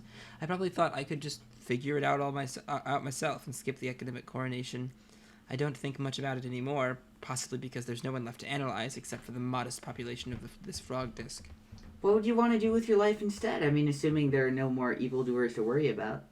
I don't know. What is there even to consider doing with godhood but to concern oneself with evildoers? What about your quest? No, what about your quest? No, Dave, but girl. Mm-hmm.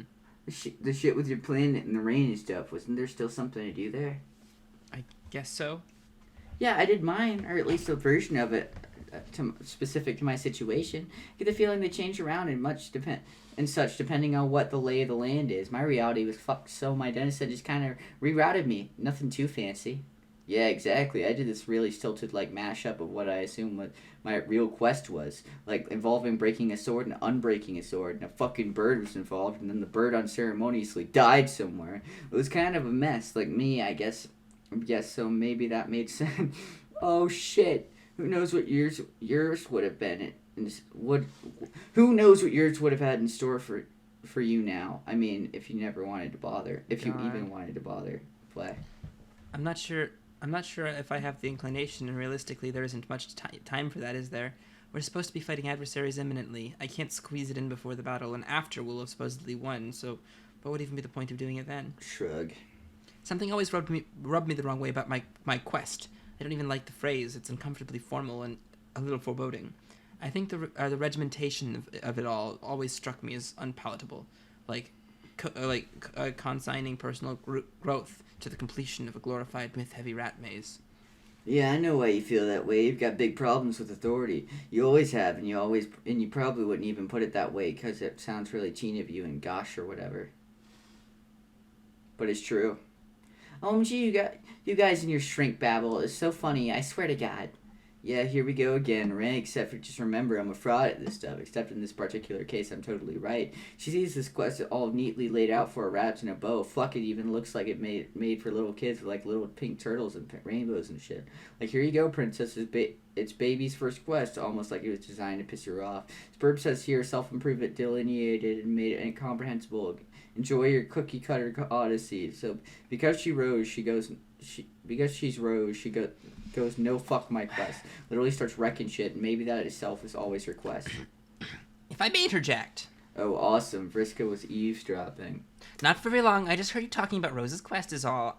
I don't have any opinion on whether you do it or not. Rose, that's your business. My advice is if you see her dancing, just make sure you kill her fast. What? Believe me, Cetus is a huge bitch. I want to talk. If you give her an inch, she'll try to sucker you into the whole boring conversation, mostly involving a bunch of curmudgeonly riddles. Don't give her the chance. Just go for the jugular and end it as soon as you can. Grab her loot and call it a day. That's what I think, at least. Assuming you bother going to see her at all. Couldn't really blame you if you don't, though. I probably won't. Wait, what? Uh-oh. Oh, God. Oh. They prototyped Rose from this timeline. Oh, no. Fuck. Won't what? Oh, now what the fuck is this? Meow. Oh, God. What the fuck? Oh, no. Oh, God. Oh, dear God. Ian, this isn't okay.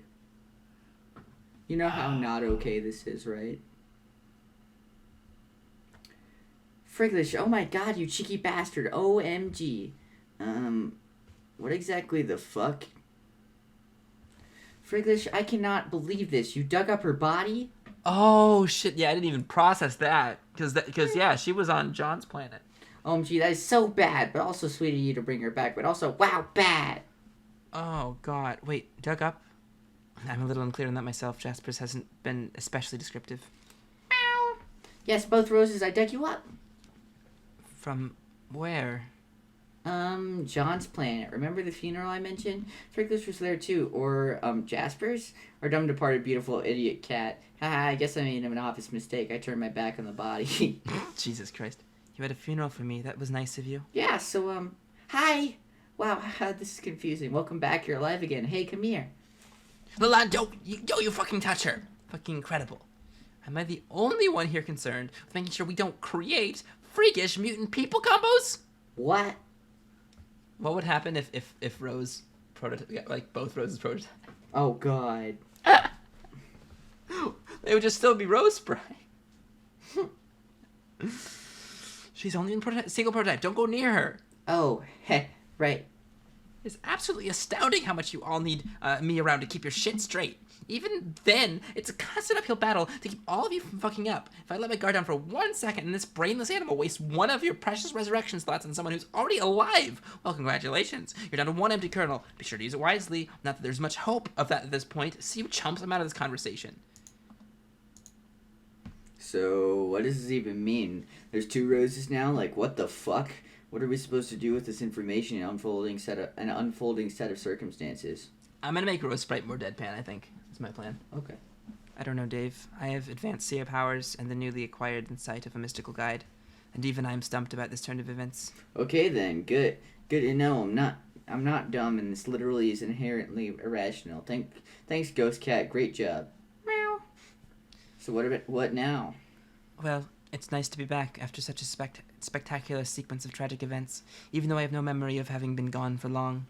But I also understand I am now the subordinate Rose, so with respect to my ongoing role, I will have to refer to real Rose. I don't want to step on anyone's toes, then again I don't have feet anymore. It's also worth pointing out that my programming as a sprite informs me that I exist at the pleasure of the player who released my kernel. So Roxy, what do you think I should do? Wow, I don't know, man. I only just met, a live Rose here, and that was just after just burying you and saying goodbye and all. Which was this, emotional thing, and now you're back because of a silly cat, and I don't know, I'm confused. Haha, Rose, what do you think? Rose?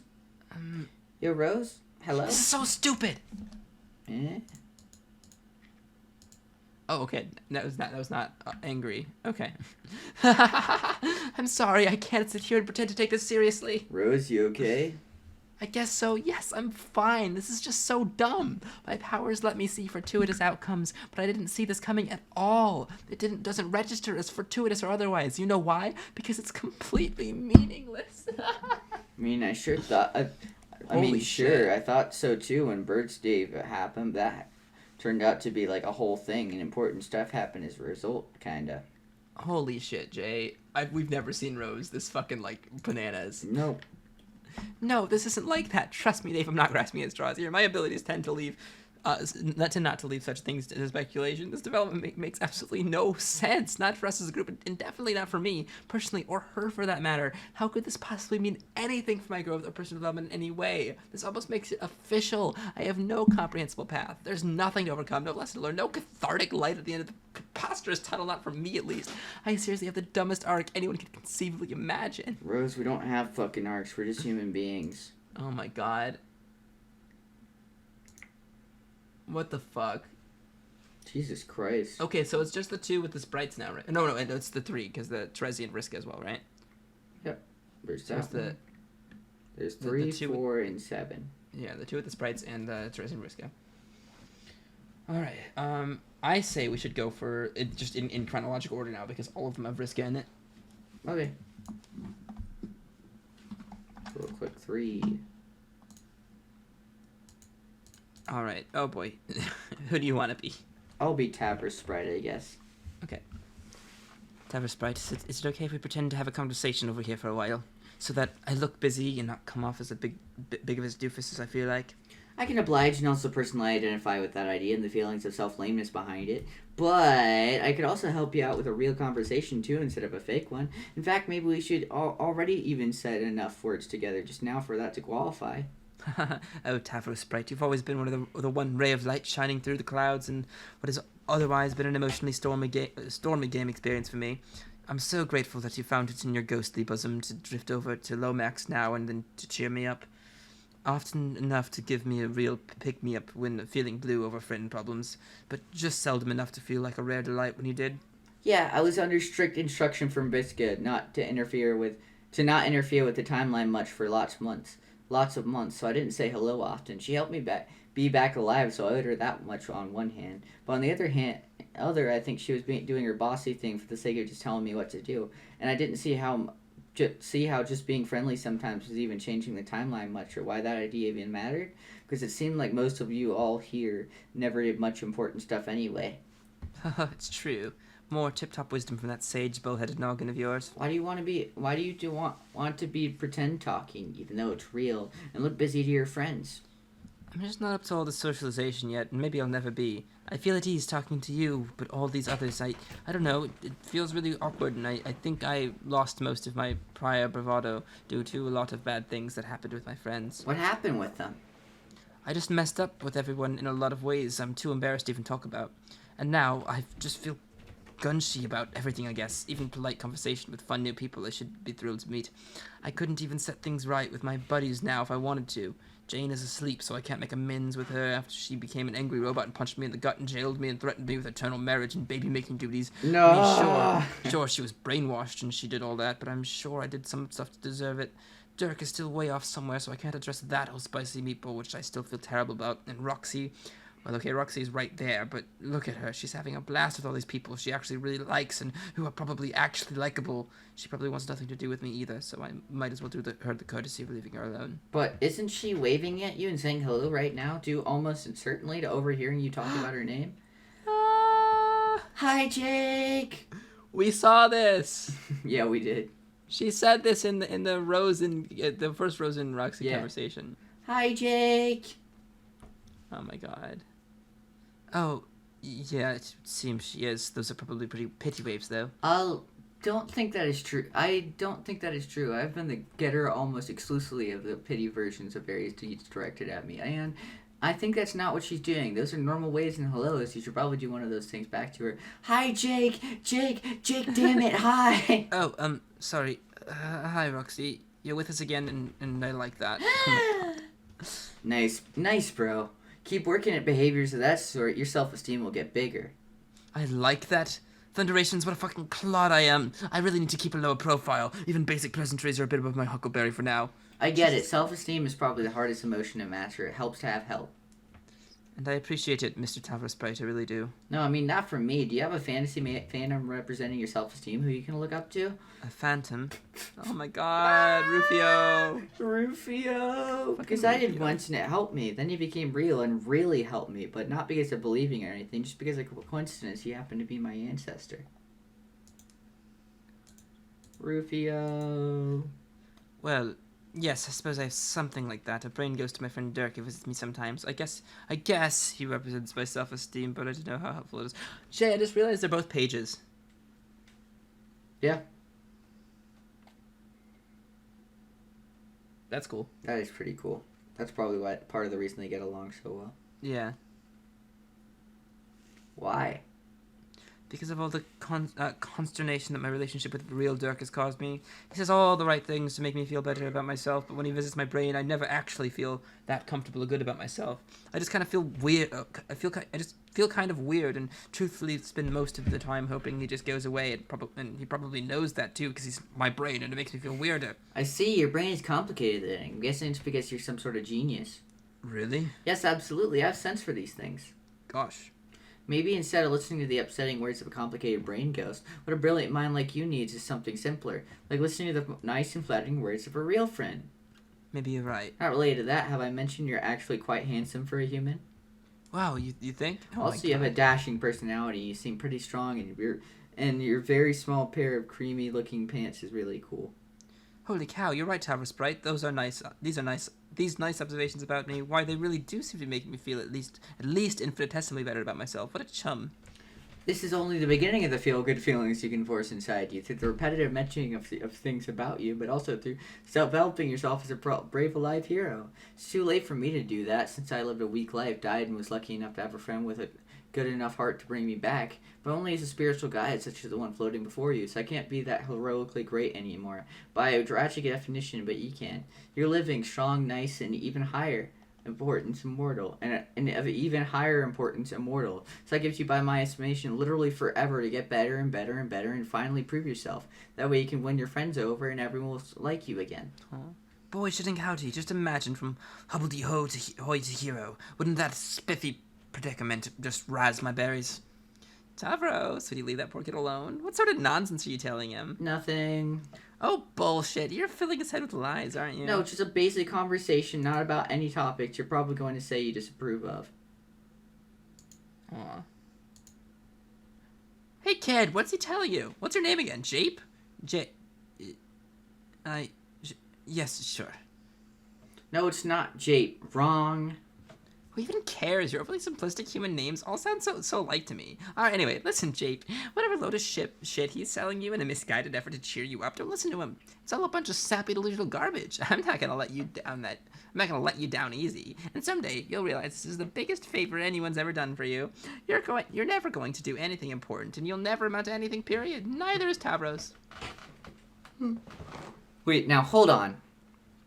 No, you hold on, Tavros.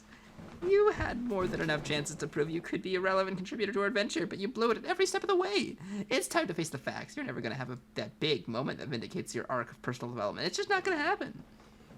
Oh, God. No, I know that. I just admitted that. You weren't listening to our... It's not going to happen for Jape either. So stop filling his head with nonsense. I can just smell it off him. He's just like, you really, a loser's a loser. Aww. Here's the bottom line. Pages just suck. All of them do.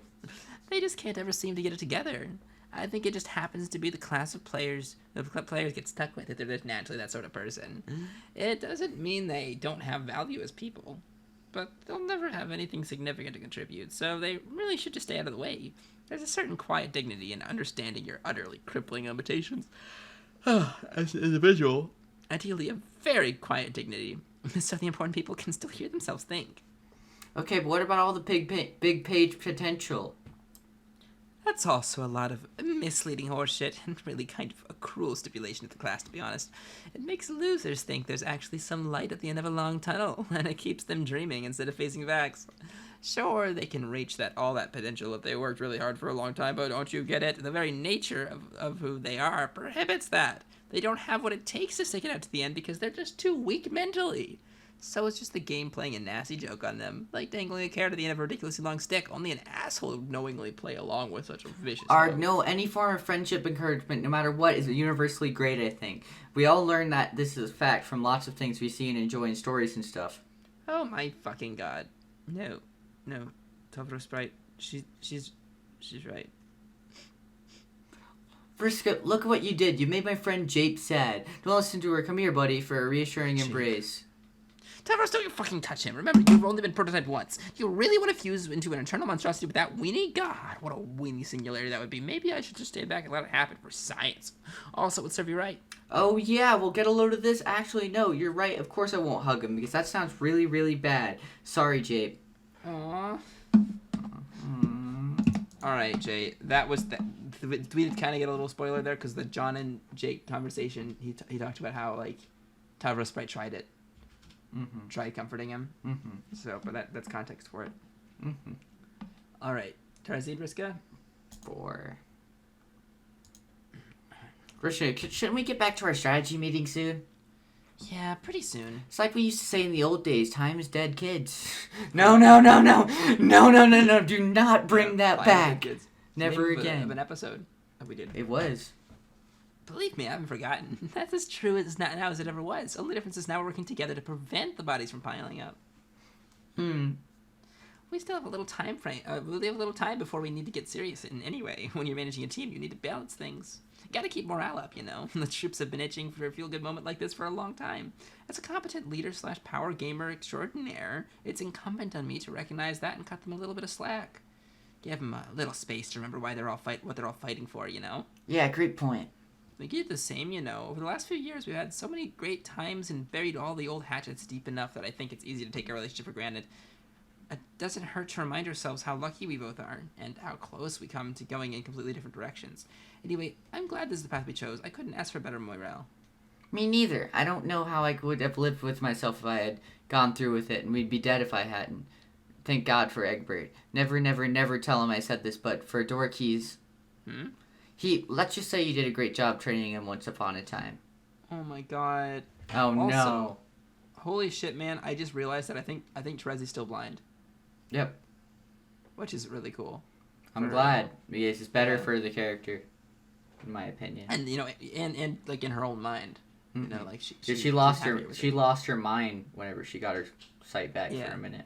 Which is funny because she's a mind player. Shit. Yeah. Hey, so did you. Some version of yourself was bad enough to write down all these instructions in her own blood just before she died. That's like a real hero to me. Sounds like a real hero to me. Yeah. Sorry. You're good. Sometimes I wonder what things would be like if we never had our falling out. It was a lot like this back in the old days, remember? Just hanging out, working together, not much drama, except I guess for the occasional ethical debate and how our foes should be dealt with. What if it never spiraled out of control? If I never blinded you, if you never blew up my arm, what if you decided to send John back to change all that instead? I didn't write the instructions myself, but I'm sure I never considered it. Everything we went through back then made us stronger. It was something to work to put behind us, not erase, something that was worth that effort. Yeah. Oh my god. And then a diamond, like a heart. It's like a diamond. Oh my god. Shout, blitter, blah, blah, words, blah, blah, tactless, nincompoop, shout, ramble, screed, blah, blister, bemoan, blah, blah, gossip, hungry, lobotomy, hobbits, shout, yell, screech, holler, brainless, gushing, yammer, twat. Oh god. What is he going on about now? Sounds like he's yelling at Dave and John about something. So, John's been here all of 5 minutes. He's already tipped Carcat's tirade siren. Not actually angry. He's embarrassed about something. My ears finally tuned to all Vanctum nuances. Vantrum nuances. Dave. Embarrassed? About what? Think you might actually be bent out of shape over the fact that he's not a leader anymore? No way. It's something very personal. I wonder if John's been asking what the deal is with him and Dave. John was pretty nosy, if I recall. I think it's more likely Dave is just rambling sans filter again. Yeah, he does do that a lot, doesn't he? Hey, as long as we're swearing each other to secrecy and stuff. Make absolutely sure they never said this, but he and Carcat are kind of adorable in whatever quadrant that whole situation settled in. I don't know. It's none of my business, really. I just never would have guessed. Ah!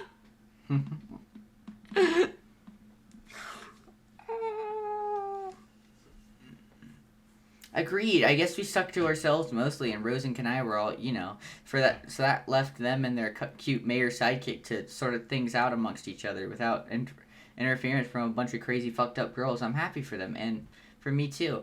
And if you hadn't been around, I have a feeling I would have gotten sucked into some weird bullshit with both of them.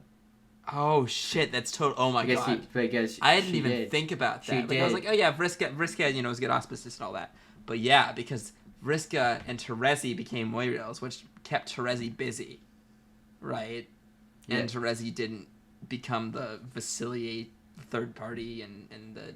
Aww. Sounds rough. I guess that's why my both dodged, thanks to yours truly. Guess so. Geek. Oh my god. Holy shit, man. Gonna miss you. Sure you have to get going soon? Yeah, I really can't wait to spend more time. I just have to get all these goofballs squared away, and then I'm off. Oh. Something wrong? No, well, not really. Nothing important. What is it? It's dumb. You'll probably laugh at me. No, I won't. Come on, tell me. What good is having a Moirel if you don't feel like you can talk to? I don't know. I'm not sure if I can even put my finger on what's bugging me. I feel like I should be psyched for the battle ahead. Like, pumped up to kill some bad guys and finally end this. But I just feel a little weird, especially knowing that you won't be here. Are we gonna finally figure out where she's going? Hopefully. What does me not being here have to do with anything? What if when it's time to fight and people really need me to use my powers or whatever, is I'm supposed to be able to do. What if it turns out I'm not actually that good? But you already proved that you are. Another version of you basically saved us all, remember? I know, but I was a different me, who went through some things I never went through and probably figured out how to be awesome and heroic along the way. Never did any of that, and I certainly don't feel awesome and heroic yet, and this probably sounds really dumb, but it kind of makes me feel guilty. Guilty? Why? Because she pretty much sacrificed herself to make things better. Specifically better for me, I think. To let me lead a better life, presumably. Fix my problems, I guess, but I don't feel fixed. I actually kind of feel a weird sense of pressure to be the best version of myself, like the most productive and heroic and well-adjusted and paradox space. But I'm definitely not that, Terezi. Okay, you're being way too hard on yourself here. I really doubt that's what the other version of you intended. That's not even how shit works. People don't just get fixed. Your circumstances change, so you have a smoother ride. You're always gonna have flaws. I guess you should always try to be the best version of yourself, but I think it's also important to be okay with the fact that you aren't perfect. I've got flaws too, I mean, obviously, but I'm mostly okay with them. Wow, you don't say. Hey, shut up. I'm just trying to offer a little perspective here. Yeah, I know you're right. I'll try to forget about this stuff and just focus on helping out the team. It'll be hard doing it without you, but I guess I've managed to do it before, even if I don't remember. Yeah, you'll be fine. I know you can do it. When will I see you again? Someday, I'll do my best to shorten the wait for you as much as I can, using time travel or whatever else other nonsense I may have at my disposal. When all is said and done, I'll drop by Earth and look you up. I can't wait. Blither babble, but ramble, self-esteem prattle, ramble mumble, brave alive hero, mutter, blither, finally prove yourself, but babble babble. Oh, Davros, would you leave that poor kid alone? What sort of nonsense are you telling him? Oh my god. Yeah. And 7. One more. Arqueus. Hey, am I interrupting anything? Hey Dave, no, Arqueus and I were just exchanging some notes before I bring the meeting to the order again. Okay, I just thought I would saunter over here thinking things are getting pretty lawn heavy over there. It's really an awful lot of fucking Lalande, isn't it? 2 was okay, or actually cool even, but this, yeah, time to see what's up over here. How's it going there, Broqueus Sprite? Who's gonna be Arqueus? Do they talk a lot? Yes. It can be, because you're Dave, and I think Dave talks more than Vriska in this conversation. Do you want me to be? I mean, unless you want to be him. No, you can run it. Okay. Nearly finished radically downgrading Crocker here, and I then plan on mourning that complete restoration of her woeful inferiority with a moment of silent, subtle flexing. Okay, that was some weird stuff to say, but it's cool. So, you are some sort of freak, right? Yes. Okay, good to know. It's like talking to someone who's half my bro. But then not even really. The bro half is half AI or something, so maybe 1/4 bro. But then maybe even less because like alt universe considerations and also part Sprite. I am notorious for being fucking sensational at mathematics, but I don't think that I could break it down for you without lying about the precision of my figures, which is a practice I am by no means above, mind you. Yeah, the bottom line is I can tell you're just... No, that's mine thing. Fuck. Yeah, the bottom line is I can tell you're just a really watered down version, or maybe sweated down. Why the fuck are you so sweaty? I'm not. I toweled off less than a minute ago. Oh, God. So, Dave, there's much we could talk about. En route to waxing hard sentimental about our dubious shared fraternal past, the fact that shouldn't be mistaken for preoccupation with this delicate cyber task, which is trivial to me since my mind is faultless silicon mesh of living algorithmic perfection. Neither should it be ascribed to the fact that my troll Hemidenity finds the notion of a reunion with you to be as boring as a fiddling fruit. It is mainly that such a bonding experience strikes me as an endeavor falling outside my totally ripped and kick-touches preview. Brother times with real Dave would best be left to the custody of real Dirk, not to mention someone who gives at least greater than a half a stupid shoot about you. Swoon. You know, I'm kind of glad you sound this insane the most part, and for the most part barely understandable. It makes it extra obvious you aren't my legit bro, which means I can actually talk to you while only being like vaguely confused and unsettled instead of curling up into a ball and having some sort of social conniption. Speaking of which, when is he supposed to get here, by the way? Relax, Dave. He's scheduled to arrive at the same time as all the other bad guys. You still have time. I could have expedited his arrival, but I knew that meeting him was going to be a big deal for you, so I decided to let you have some space while we made some plans. See, I'm always thinking about what's good for you guys, and what's best for the overall strategy. Keeping everyone in high spirits is important. What do you mean expedited? Never mind that. Just chill out. Alright, so as long as I'm supposedly chill and in no way considerate wondering about my bro, are you sure there's no beverages in that fridge? No AJ or anything? Or... It's a blind alley, brother dog. I already asked if she had milk in there once, plus another 9 redundant times after that. I also asked if she would like to touch my muscles. The answers were 10 no's and 1 yes. That reminds me, Dave, would you like to touch my muscles? Maybe later. So you're sure there's nothing to drink here? Yes, Dave. Don't know why I'm so insistent. No. Not like my fridge ever had anything comestible inside. Why the fuck did you even bring it? Don't worry about it. Oh, come on. Gamzee's in there! Hey, you actually had it out, poggers. Alright, somehow I forgot that we literally just established that you had Gamzee locked in there for some reason. You sure we shouldn't maybe let him out? He could suffocate in there. He'll just survive, God tier style, right? He's not a fucking God tier, he's faking it. You just made that fucking soup from scratch or something. I know he's complete trash, but maybe we could just let him out. What's the harm? It's not like he can cause much trouble. We all way outnumbered him and have way more powers and shit. No. Oof. Oh, wow. No, we will not ever be hearing from again. No, never. Never, never, never. Wow. Jay, this is exactly what Arania said about Gamzee. True. Word for word. So you're just gonna let him suffocate in there? Dave, give me a little more credit than that. Oh, God. Gamzee is supposedly relevant to some stuff that's going to happen in the universe. He's still got some plot armor or some shit. So when Earth is resituated, I'm just gonna drop the fridge in the fucking ocean or something and let him find his own way out. Okay, that's fair. I mean, firm, but fair. Well, maybe not that fair, but I guess I don't care. So, is John's hot mom awake yet? No. I mean, not hot mom, just mom. Damn, did anyone hear that? Yes! Wait, your mom's single? Sorry, I can't. That's like my favorite Homestuck John's meme mom. I've ever seen in the entire world. It's very good. Shit, let's reboot all trains of thought starting now. How much longer till his hot mom's awake? Mom, I mean his, not mine. His mom, not my hot mom. My mom, I mean fucking hell, not my mom, his mom. His John's hot mom. Jesus. Strider Express is off the rails again, so I'm gonna duck out of this conversation. See everybody. No, Vriska, don't go. At least do not do me the solid of letting me land squarely on some phrases that allow some plausible deniability over whether I think John's mom is super fucking hot. Shit, wait. Pretend I didn't say that while still rendering its meaning in your brain somehow. Vriska's gone. I'm not even talking to anyone. Dave, forgive me if I'm missing some nuance here, but it sounds to me as if you believe John's mother is physically attractive. Okay, now you're just twisting my words around.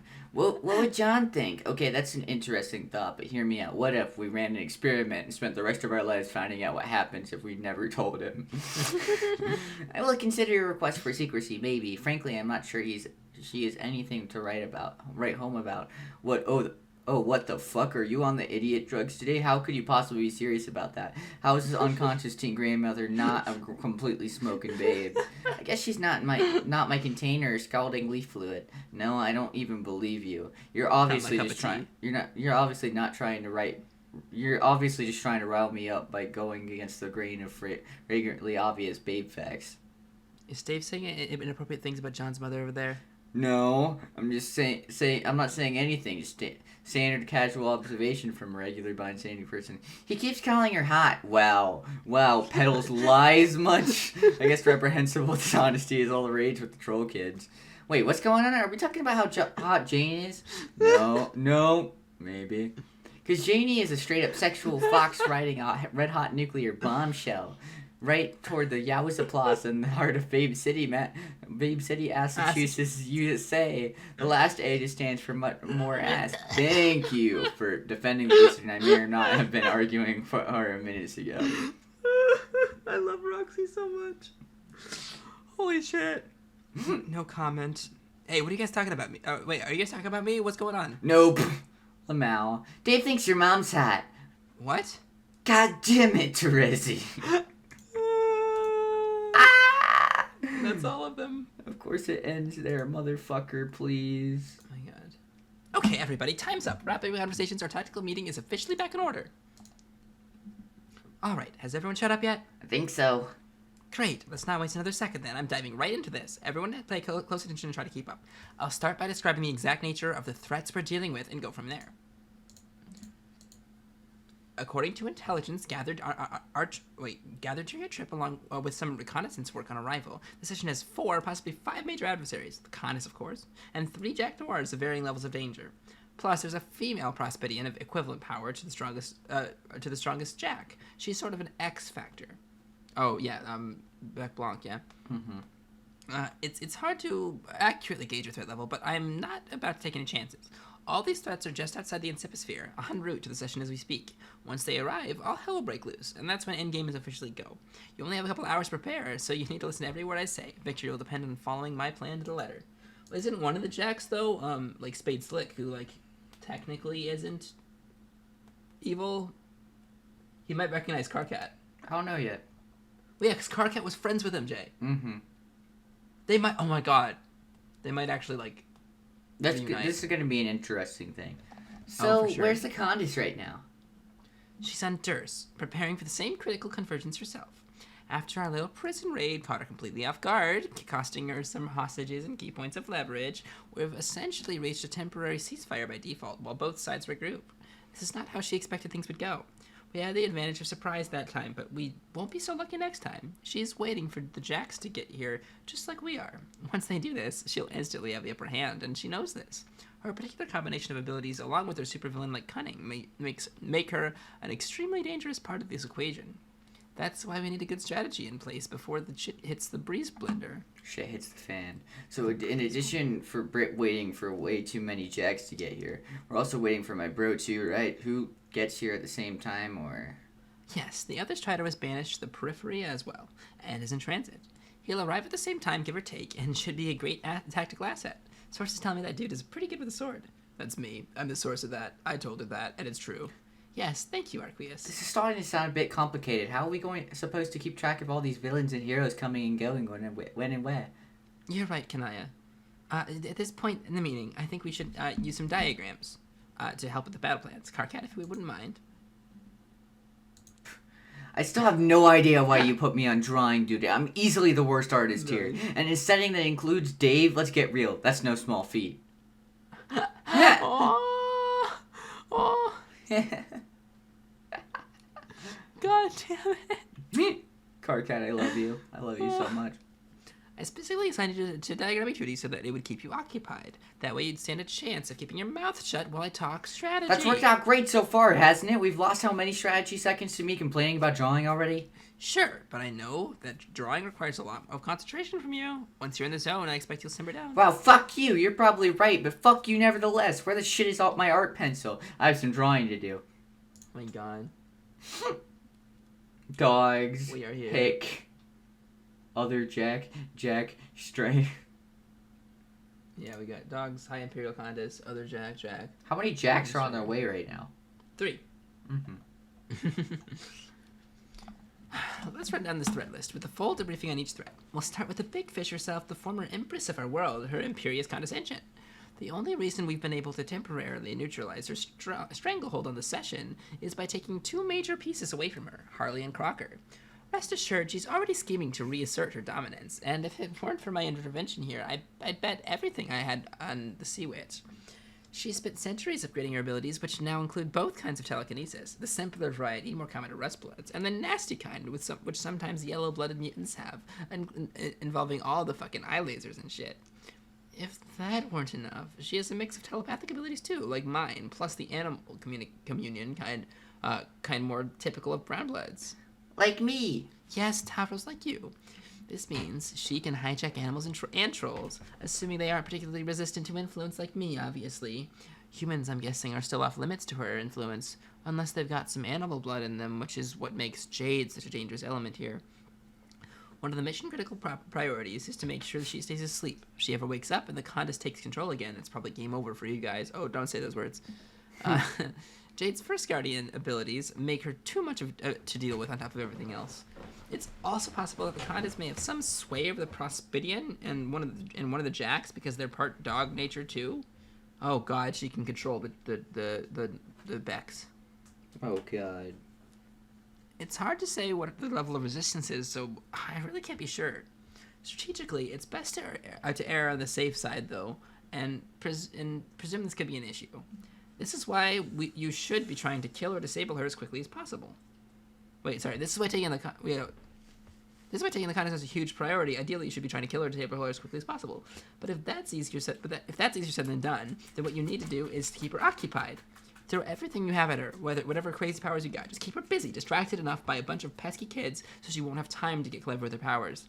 This is the best defense against the off chance she might be able to sway the dog Jack and Prospidian, and a failsafe in case Jack wakes up for whatever reason. When it comes to killing her, I don't have much to advise. There's no intel on her weakness or anything like that. In fact, I bet she doesn't have any. Like a powerful in-game boss, you just have to keep hammering away at her until she's dead. Enough said. Oof. Oh my god. That brings us to different Jacks. To differentiate, I'll give them nicknames. There's Dog Jack, Lord Jack, and Robo Jack. Nice. Let's talk about them in order of threat level. Carcat, I'm any other shit that you're drawing. This time, of Dog Jack and his Prospidian counterpart, please. Oh god. Are they the least? Oh my god. Yes! Yes, I see you've been intent on being a wiggler about this, as we've all come to expect. Whatever, I've been working with the confines of everyone's stupid limitations already, and I might as well work around yours as well. Nice. God. Fucking hell. I love it. Alright. They're perfect. Dog Jack is easily the most powerful adversary in the bunch. Okay, the most powerful. Mm-hmm. In terms of pure physical capability, because of, Beck's powers. Mm-hmm. The Condis has the edge in guile and flexibility, and Lord Jack has a ton of offensive power too, but there's nothing quite like the first Guardian abilities to give someone an overwhelming tactical advantage. The ability to teleport anywhere in the session at any time, or anyone anywhere anytime, while having access to an inexhaustible power supply from the Green Sun really makes it no contest, even against an otherwise awesome combatant. If it were just him you had to deal with, I wouldn't like your odds, honestly. But luckily for us, there's a major factor here, which should mostly neutralize him during his huge melee, which is the Prospidian. Power-wise, she's a precisely even match for him, and better yet, she apparently can't stand the guy. I still don't know what her real motives are, but you know what they say, enemy of my enemy and all. Oh my god, the mayor. She's gonna love the mayor. Like, she's gonna find the mayor and be like, "Oh, you're safe." It's gonna be poggers. Yeah. So I say, let her have at him, and if the opportunity presents itself, help her defeat him. I will also give this bit of advice. If Jade ever wakes up and the Condis is sufficiently preoccupied, make sure Jade goes nowhere near the Condis and sick her on Dog Jack. She's the only one whose abilities are on par with his, so that's where they're best applied. Got it? Good. No, and they'll just love each other if that happens, because that both dogs have like a loyalty to Jade. Yeah. Next, Lord Jack. Okay. Just my shame globes. How does this look? Great. I think I can work with this. I think of the eyes. Yeah. God. Carcat's helping so much. He's so great. This is what I'd do. Hell yeah. Yes. Another true work of art has been made here today. Anyway, this ugly customer you see here, this is the Jack native to the session we're in now. Somehow he got possessed by or, infused with Lord English's crazy, ridiculous, destructive magical energy. I have no idea why or how this happened, how it's theoretically even possible, or why we should actually care. The fact of the matter is it happened.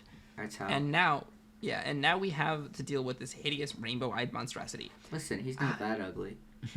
Given what I have learned about Lord English's abilities, this will make his attacks quite lethal, and he will be extremely difficult to kill. In fact, that fucking rainbow energy might just give him the highest constitution ranking of any adversary possibly, making him the toughest one we're here to actually kill off. The only reason he's not a dog tier threat level is because for all his power, at least it's localized to wherever he happens to be. He's about as slow as any of us lowly non-omnipotents. He's not quite as relevant to keep occupied or even to defeat as the Condis herself, but he's still going to be a huge trouble when he gets here. You're going to need to stick some really good fighters on him.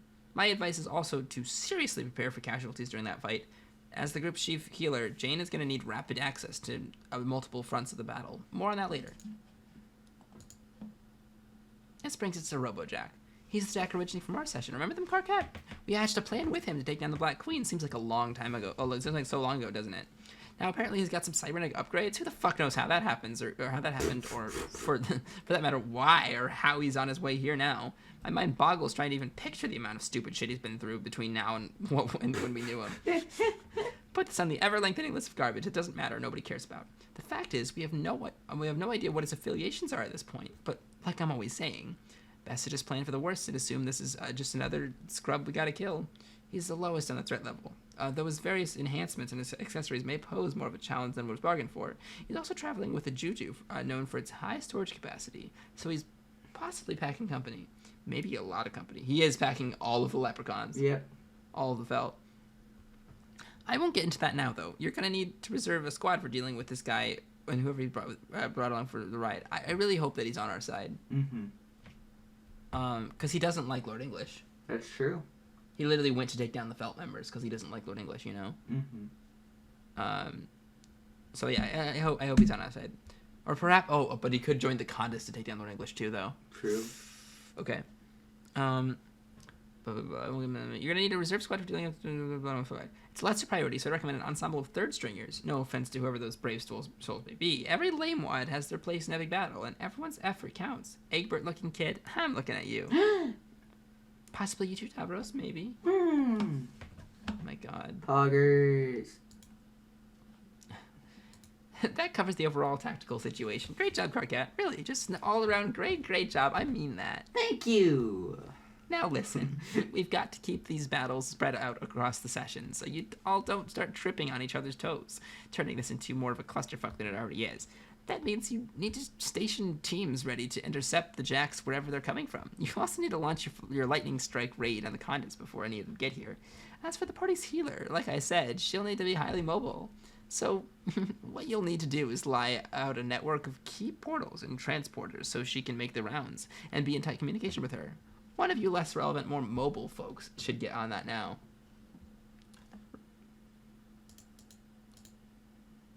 Rose Bright.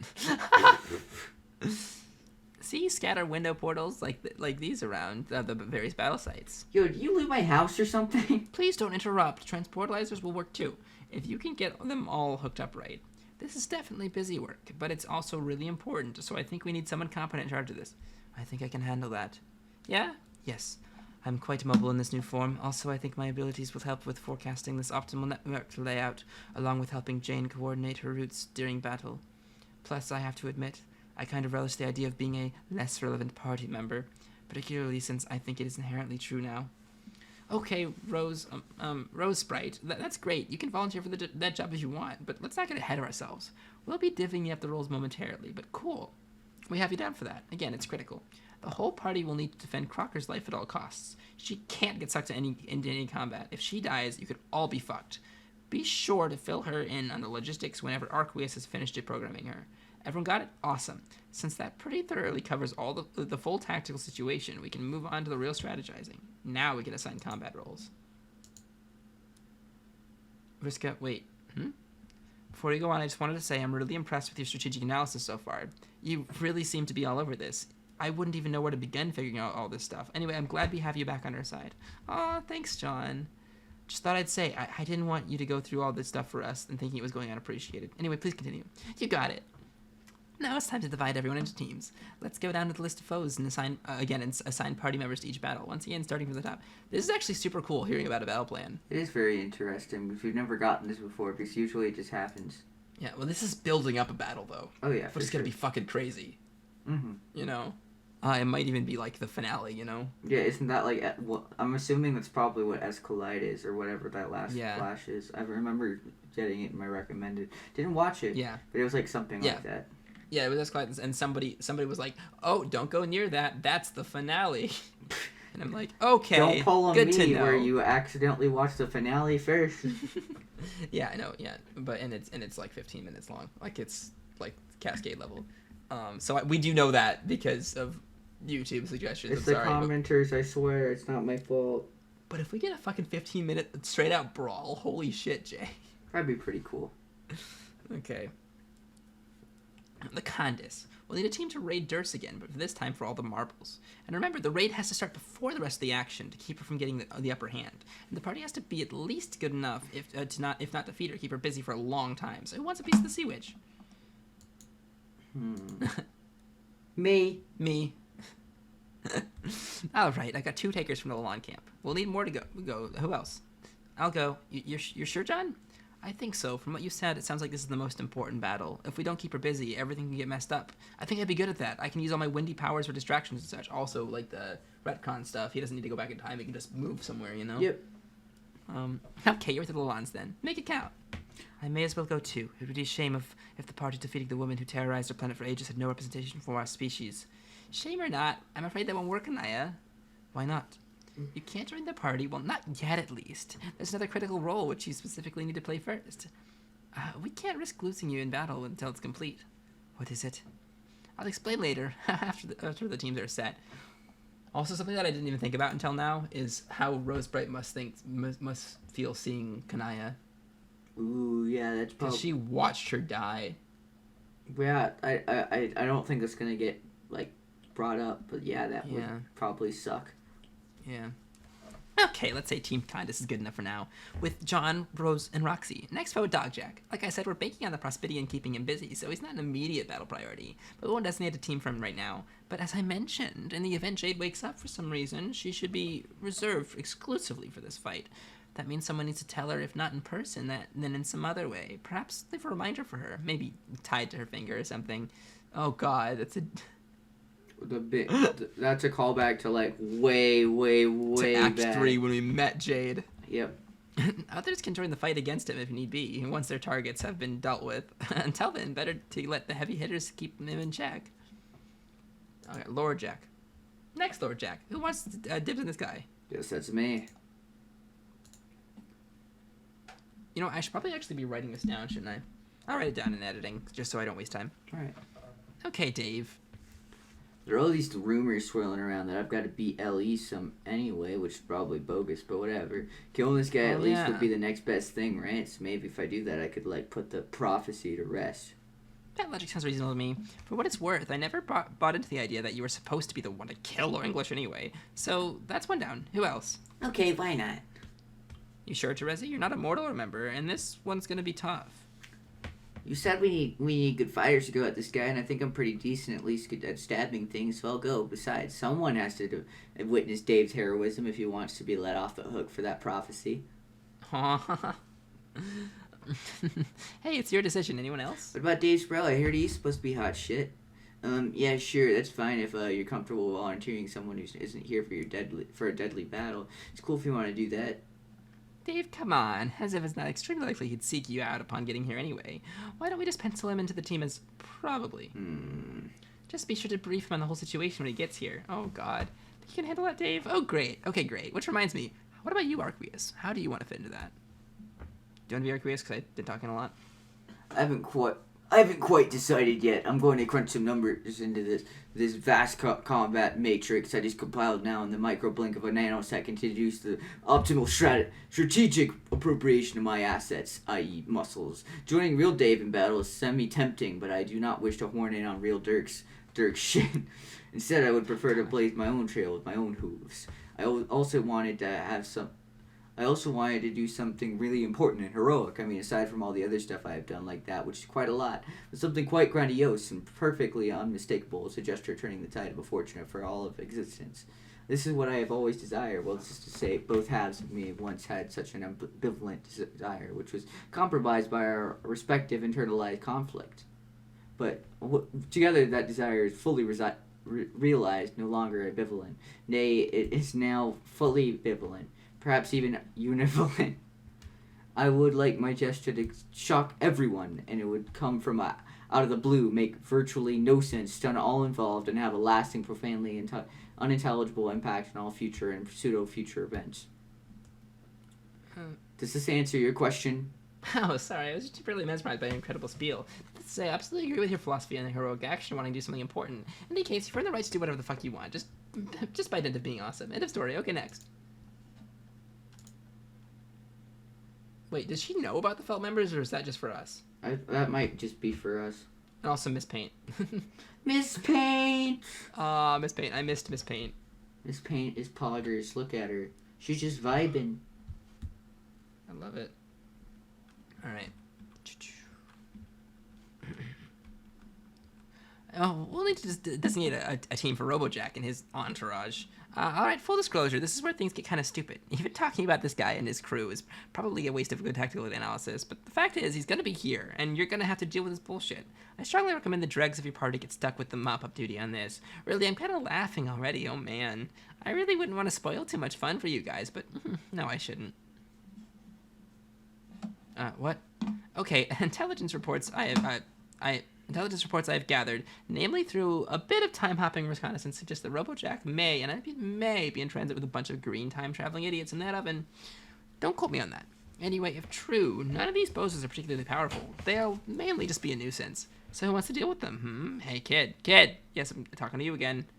God damn it, what was your name again? Joke? Vriska, stop. It's Jape and you know it. Listen, Joke, snap out of it, and I'm talking to you. Oh, sorry. This is a strategy session, Joke. Please stay alert. How do you think you can handle being on this team? Anyway, awesome, that's the spirit. And this assignment could be right up your alley, kid. Who else? Me, I'll do it. Thanks for volunteering, Tavros. This fight is pretty well suited to your skill set, too. And I think you can join Joke here to help him get ready. But there's one thing I need you to do before the battle starts. Oh, really? What? I'll explain it to you later in private, but it's critical, and it's something only you can do. Oh, boy. Oh, that makes me the funny feelings combination of skeptical, nervous, and excited. Yeah, exactly, right? Good. That's exactly how you should be feeling about it, trust me. So anyone else want to step forward? Are you fucking with me now? Come again. Let's see if I'm tallying this up right. John and Lalange 1 and 2 are on Team Condis. The Strider Bros and Pyro Bro on the Lord team. Jade, when not on nap duty, is on the Dog team exclusively. The Mayor isn't doing shit because I am personally seeing to it that not a single post-apocalyptic tatter on his head gets harmed. Crocker is on healing detail, and Lalonde 3 volunteered to support that. Kanaya has some vague, yet-to-be-explained mission to do, and so does Tabros. And Joke here just got shunted off to the Pee-wee League, and so the fuck is even left aside from me? And the fucking cat, I guess. Are you sure we shouldn't pick a role for Rose's fucking cat, Lucius, before moving on to the absolute bottom of the barrel, sometimes referred to as the Vantis Zone? God. Oh, great point, Carcat. Hey there, kitty. Meow. What would you like to do? Oh my god. I would like to eat some tuna fish and cuddle with either Rose or Roxy or both. Aw, okay, that can be a very important job. Don't let us down. Purr. Thank God we sorted that out. Now that we've established the kitty cat is heading up the fish-eating operation, then we can safely proceed to the rung of strategic importance directly below that. The infamous "what is Carcat going to do" rung. And since everyone else has a job and my skills are relatively unimpressive, I'll have to sign up for Team Dipshit too. Hell, even the kid in the banana hammock's got tier at least. So I guess that means I'll be taking orders from him? Sure, why not? Second in command to a third-rate hero sounds about right to me. Carcat, yes, you're absolutely right that you basically suck and that as a tactical resource you should be managed accordingly. But you aren't joining Joke's team or doing any fighting for that matter. Like Kanaya, there's another more pressing matter reserved for you. In fact, it's the same as hers. What the fuck? When were you planning on telling me this? Carcat, I already alluded this to this when you waltzed over, interrupted my conversation with Kanaya, and pretended you weren't flirting with me. Remember? Oh right. Well, what's this pressing matter? I'm getting to that very soon, in fact. I just need to get these teams squared away first. Okay, well, are they? Looks like it. So that's you. So that means Jake, really is a one-man team designated for RoboJack and his oven bozos? Apparently. You okay with that, kid? You can do it. Just believe in yourself, or whatever the fuck. When in doubt, just remind yourself the battle isn't even really important. And help could be on the way once some of the other battles start coming to a sort of resolution. Just hang in there. Okay. Excellent. Also, wait, didn't they say Jade is exclusively on Dog Jack duty? I'm not sure. Who the fuck else is on Dog Jack duty? Nobody else. Nobody. That's stupid. A little bit. Jade is asleep. Because what if Jade doesn't wake up? Who is on Dog Jack? This is a problem, Vriska. I swear. You need... Oh, God. That concludes the tactical planning part of this debriefing. It's all perfectly logical, right? No questions or anything cool. I really should have think what your numbskulls would be doing if I went around like John just implied with his nice remarks. He really did you all the biggest fucking favor in the history of time shenanigans by clabbering me in the face with 3 years ago. You should all make him a gift basket when this is over to show your gratitude. No need to thank me, of course. I'm just doing my job here. Now, let's go over some really basic non-combat in-game stuff, then we'll be ready to break. First, about Kanaya and Karkat's mission I alluded to a minute ago. This is really important. You both listening? Yes. No. Okay. Oh, actually, do you want to be Kanaya? Oh, sure. I'm just going down a little bit. All right. Okay, well, 1 out of 2 isn't bad. As long as Kanaya understands, that's mainly what's important, since she's more the important part of the equation. Wow, I'm so fucking shocked. What does she have to do? You both have to go to Jade's planet and see Echidna. Even though the session is as far from normal as it possibly get, the same basic rules apply. Someone needs to seek an audience with her and get her to agree to release the Genesis frog, or the tadpole that grows up to become the frog, which is the stage of development he's in at this point. Remember, Kanaya, you had to do this on your planet to get our frog released into Gaia. Yeah, she asked me to do something impossible, to which I replied, that's impossible, so she ended up demanding that I fight her. So I did, which made me feel sad. I'd rather not have to do that again. Will I have to do that again? If that's what she wants, then yes. Why does it have to be me, though? Because someone has to. Sources tell me that this is the plan the Condis had for you before we derailed all her shit. You keep talking about all these sources. Who are all these sources? Did Aqueous tell you this too? No, look, I've been busy, okay? Information is everywhere if you know where to look. Durst has a lot of agents on the inside who are wise to the old lady's plans. Shaking the bushes for good intel isn't that complicated. It just takes a little effort. Some people on this lily pad should maybe try looking into that sometime. If you say so. Would you just put a lid on it for a second and listen? Normally Jade would be the one to do this, but at the time Jade has become corrupted, so I guess Echidna wouldn't deal with her. And now Jade's asleep, which is exactly how she needs to stay. So that leaves the person Echidna requested in Jade's absence, which is you. I'm assuming because you were also a space player, so you'll be able to understand her garbled nonsense language. But that's not all there is to it. She also requested you bring Karkat. Ugh, why the hell would she want me?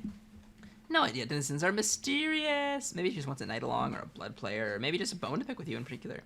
You know, since you and Kanaya are both involved in the frog breeding stuff in our session, and let's face it, you kind of messed it up. You were pretty hasty and reckless about it, and the result was a defective frog. Sure, there's more to it than that, like problems with the human session that were totally interrelated with ours due to cyclical time garbage, but you get the point. A kid that probably doesn't take kindly to people who are cavalier with their sacred frog duties. That's kind of her domain, the propagation of existence and all that. So maybe you've got some stuff to atone for before she agrees to let another precious frog out of her divine custody. You're doing this on purpose, aren't you? Trying to make me feel bad about some ancient history so I'll be nervous about this encounter? Well, I'll spare you the trouble. I'm already nervous. I don't want to go prostrate myself before a babbling snake goddess, even under ideal circumstances. Karkat, relax. I'm guessing this will be just a sort of formality.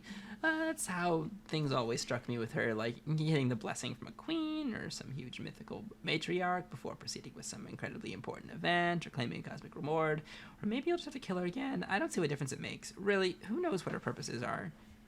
They're probably totally unfathomable. Echidna's kind of a big deal denizen, one of the real heavy hitters, like that other guy. The really strong one with the ridiculous name. She might even be the biggest deal. She's the mother of all denizens. I mean, not in a literal sense. Like, I really doubt she physically spawned them all, so if she wants you to do something, it's serious, and if you need to do something of massive cosmic significance, like release a frog that contains an entire universe in its belly, then by the same token, it has to go through her. The other denizens are a bunch of pretty petty, grumbling riddle merchants by comparison. You should feel honored she even wants to see you. How are you even sure she has a frog to release? Who made this frog? The jokers from this session? I thought they spent months doing nothing. It's the same frog Jade made, with Kanaya's help, remember? Hell, you may have even been involved in that process too. I don't recall every single detail, but it fell in the forge on Jade's planet back in the old session, and now Jade's planet's here. Hence, the frog is here too. It's just been, let's say, hibernating inside this planet for a few years.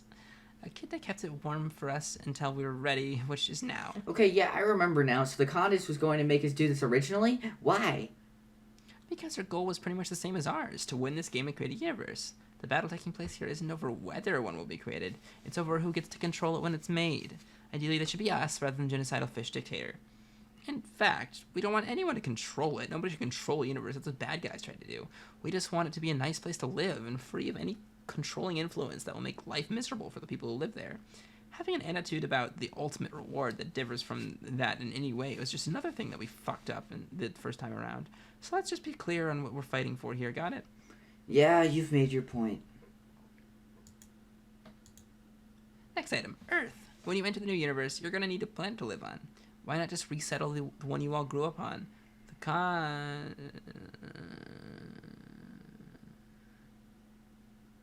Fuck. What? The cherubs are totally from the universe they're about to create, aren't they? Yep. This just dawned on me. Yep. Of course. Everything's cyclical. The humans were totally involved in the troll session when they created the humans universe. Mm-hmm. So the universe they're working to create is going to end up being the cherubs universe. Yep. Because they started on Earth, which had been relocated multiple times, as we were told. Mm-hmm. Fuck. Yeah. Oh boy. Okay.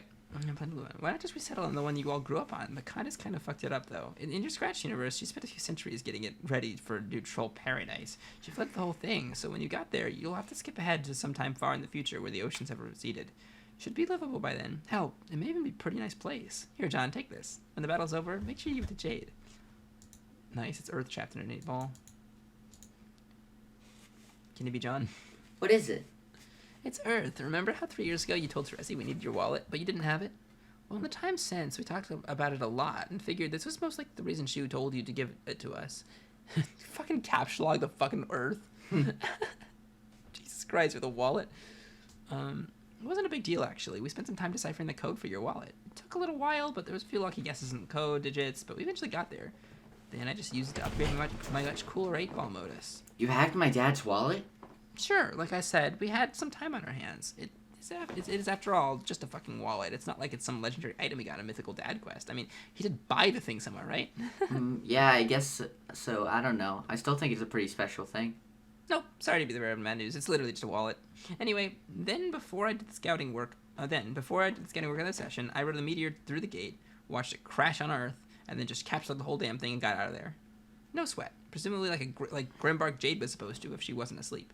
Again, it was a pretty good plan. She just never saw me coming. Sorry, Condi. If you if you want your waterlogged little globe back, you'll have to pry it from Sean's dead hands now. Yeah. Oh yeah, that's right. Because we saw Grimbark Jade, use her witch space powers to shrink Earth and take it with her. So in this universe, Vriska did that. Just capture logged it and shrunk it. Interesting. Those are important things to remember, but don't forget the basics. Remember to finish building up your hives as far as they'll go. Then deploy the grist rigs, which will disperse your planet's hordes into Skya, giving it the nutrients it needs to mature the frog. This is Scrub 101 stuff. Oh yeah, that's right, because they call it Scrub. But I guess it bears repeating since most of you have never actually made it this far. When the hordes are empty and Skya is ready, then all you have to do is make sure someone's in the position to ignite the forge. And everyone rendezvous right back here in the lily pad and claim the ultimate reward, which is represented by the hive-shaped thingy with a door on it that leads to a new universe. Any questions before we kick this into action? Yes, I have one. Vriska, what's your part in all this, aside from making all these airtight plans? You've been making it sound like you won't be here when all this happens. Of course I won't. I'll be off doing something much more important than all this. I'm traveling to the furthest ring and go kill Lord English. What? Oh. Wow. Isn't that going to be hard? Of course it will be. You're sure you can even do that? Like, by yourself, I mean? John, I'm not an idiot. I won't be diving into this blindly. See, somewhere out there is an incomprehensible casual stew of the furthest ring. There was once a plan that was coming together to defeat him once and for all. It involved a secret weapon, an army, and all sorts of other shenanigans. Yeah, this sounds weirdly familiar. Oh, I'm sure it does. Oh, God. But the point is, along the way, that plan stalled out. It went nowhere because the party involved disintegrated and lost their way. So someone needs to light a fire under that shit again. And I don't see anyone else stepping forward. How are you going to do that? Let me worry about that. You have your hands full as it is. So, is that it? Is that the end of the Cool Strategy Jam/Fun reunion? That's it. That's the whole situation. My whole plan. And everything you need to do. Good luck, everyone. Human golf clap. Thanks, Pyro. I fucking hate golf claps so much. Just like the queen waves where you like weirdly do your hand like that. All right, so what now? Can I guess we had what was it? Low jade? Like right now, since I guess the clock is ticking. Low faff and yes. Do you want me to be? Can I? Well, yeah, you can be Kanai. I don't care. No faff and yes. I don't know cause. Yeah, I don't know, man. Right, we're supposed to go after the Condis really soon, right? Condis and yes. But not like right away. There's still a couple hours for us to prepare, which we should use to come up with a fighting strategy. Yeah. Wish Jade and Nano could be awake for this. I really want to talk to them and let them in on all the cool stuff we're about to do. I guess they have to stay asleep for a while though. Oh well. Hey Jake. Huh? Want to come make plans with us? We can help you figure out how to deal with Robot Jack and whatever hooligans he's bringing. Oh yes, thanks, John. Maybe. Okay. Hey, Dave, we should probably work out a fighting strategy too, since it sounds like we've got a real, nasty one to deal with. Yeah, but What? dunno. It feels weird to make some battle plans when one of our team members still isn't here. Well, I think we can at least outline the strategy, right? Figure out how we'll approach a villain with his particular strengths and weaknesses, and assume our third member will be ready to fight if we tell him to. Yeah, you know, I'm sure if Teen Hard-Ass Strider shows up with his sword and shades and shit, and we say, hey dude, look, bad guy, go kill, I'm sure the guy will be more than willing to oblige. It's just, man. What? Feels wrong playing around him like he's a weird hypothetical battle mannequin. From the things I've heard about him from your own personal mouth, that actually sounds like a pretty apt description to me. No, it's more complicated than that, and I'm supposed to be getting ready for this huge deadly battle. Which is so much more intense than anything I ever did. Even like 3 years ago back when I was actually doing adventure shit instead of watching Dane Cook movies, and somehow be all geared up for that and meet my team bro for the first time and say, oh there you are, that's cool. Let's fight this random nigh indestructible asshole and then hug bump or something. How do I deal with all this? I think I could end up getting us all killed, and none of you are taking this seriously. Okay, Strider, I've heard enough. I've been more than patient and more than accommodating, but your hang-ups regarding your ancestor are starting to border on pathetic. Hey, why don't you canon? Carcat, stay out of it. No, I won't. Not if you're going to start trashing people with respect to their sensitive issues in a manner that is way over the line as far as the basic ground rules of good-natured shit-talking goes. Ground rules on which I happen to be an expert. Either make sure your trash mouth and invective is critically constructive, or shut up. Who said it wasn't being constructive, God? I cut him all the slack in the world on this, but I can see it isn't doing him or any of us any good at all.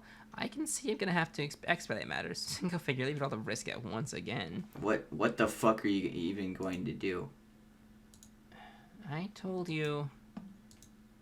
I'm expediting matters. Oh shit. No. Oh shit. Oh. I thought she was gonna shoot fucking dirt. Oh. Oh shit. Oh. There you go. Strider means Strider. He's pretty fucked up, but probably a nice guy once you get to know him. Which one am I talking about, you ask? Who knows? Feeling awkward yet? Here's an idea. Get the fuck over it. Okay, guys, I'm out of here. Not sure I can take another second of this. Jeez, Vriska, are they really that bad? Who? The Striders? No, they're fine. That's not what I was talking about. There's another problem out there in Paradox Space which I can't stand for. Not another moment, in fact. It makes me shudder just thinking about this lingering flaw which is yet to be rectified. Oh, what is it? My ghost is being a fucking loser. Oh. No, she's Yeah, gonna stop that's this what I thought. gay shit. That's what I thought. She got our information from the ghost. Shit. And that is it for today. Thank you guys so much for watching. If you enjoyed, leave a like. That would be greatly appreciated. Subscribe so you don't miss when these episodes come out in the future. Hint, it's going to be every day until we finish it in 413. Wow, it's going to be great. And yeah, make sure you join our Discord because there's some lovely people there that we can talk. And we're also there you can talk to, and it's a fantastic place to just hang out. We've had some cool fun times there, and it's a great place to be. I love it. It's great. And follow us on Twitter so you can make fun of Jay if he ever tweets, which he's not here to defend himself while I'm recording this outro bit. So ha ha ha ha ha ha ha ha, maniacal laughter. And yeah, so with that, I love y'all, and Jay does too. I speak for him because he's not here, and we'll see you guys next time. Bye.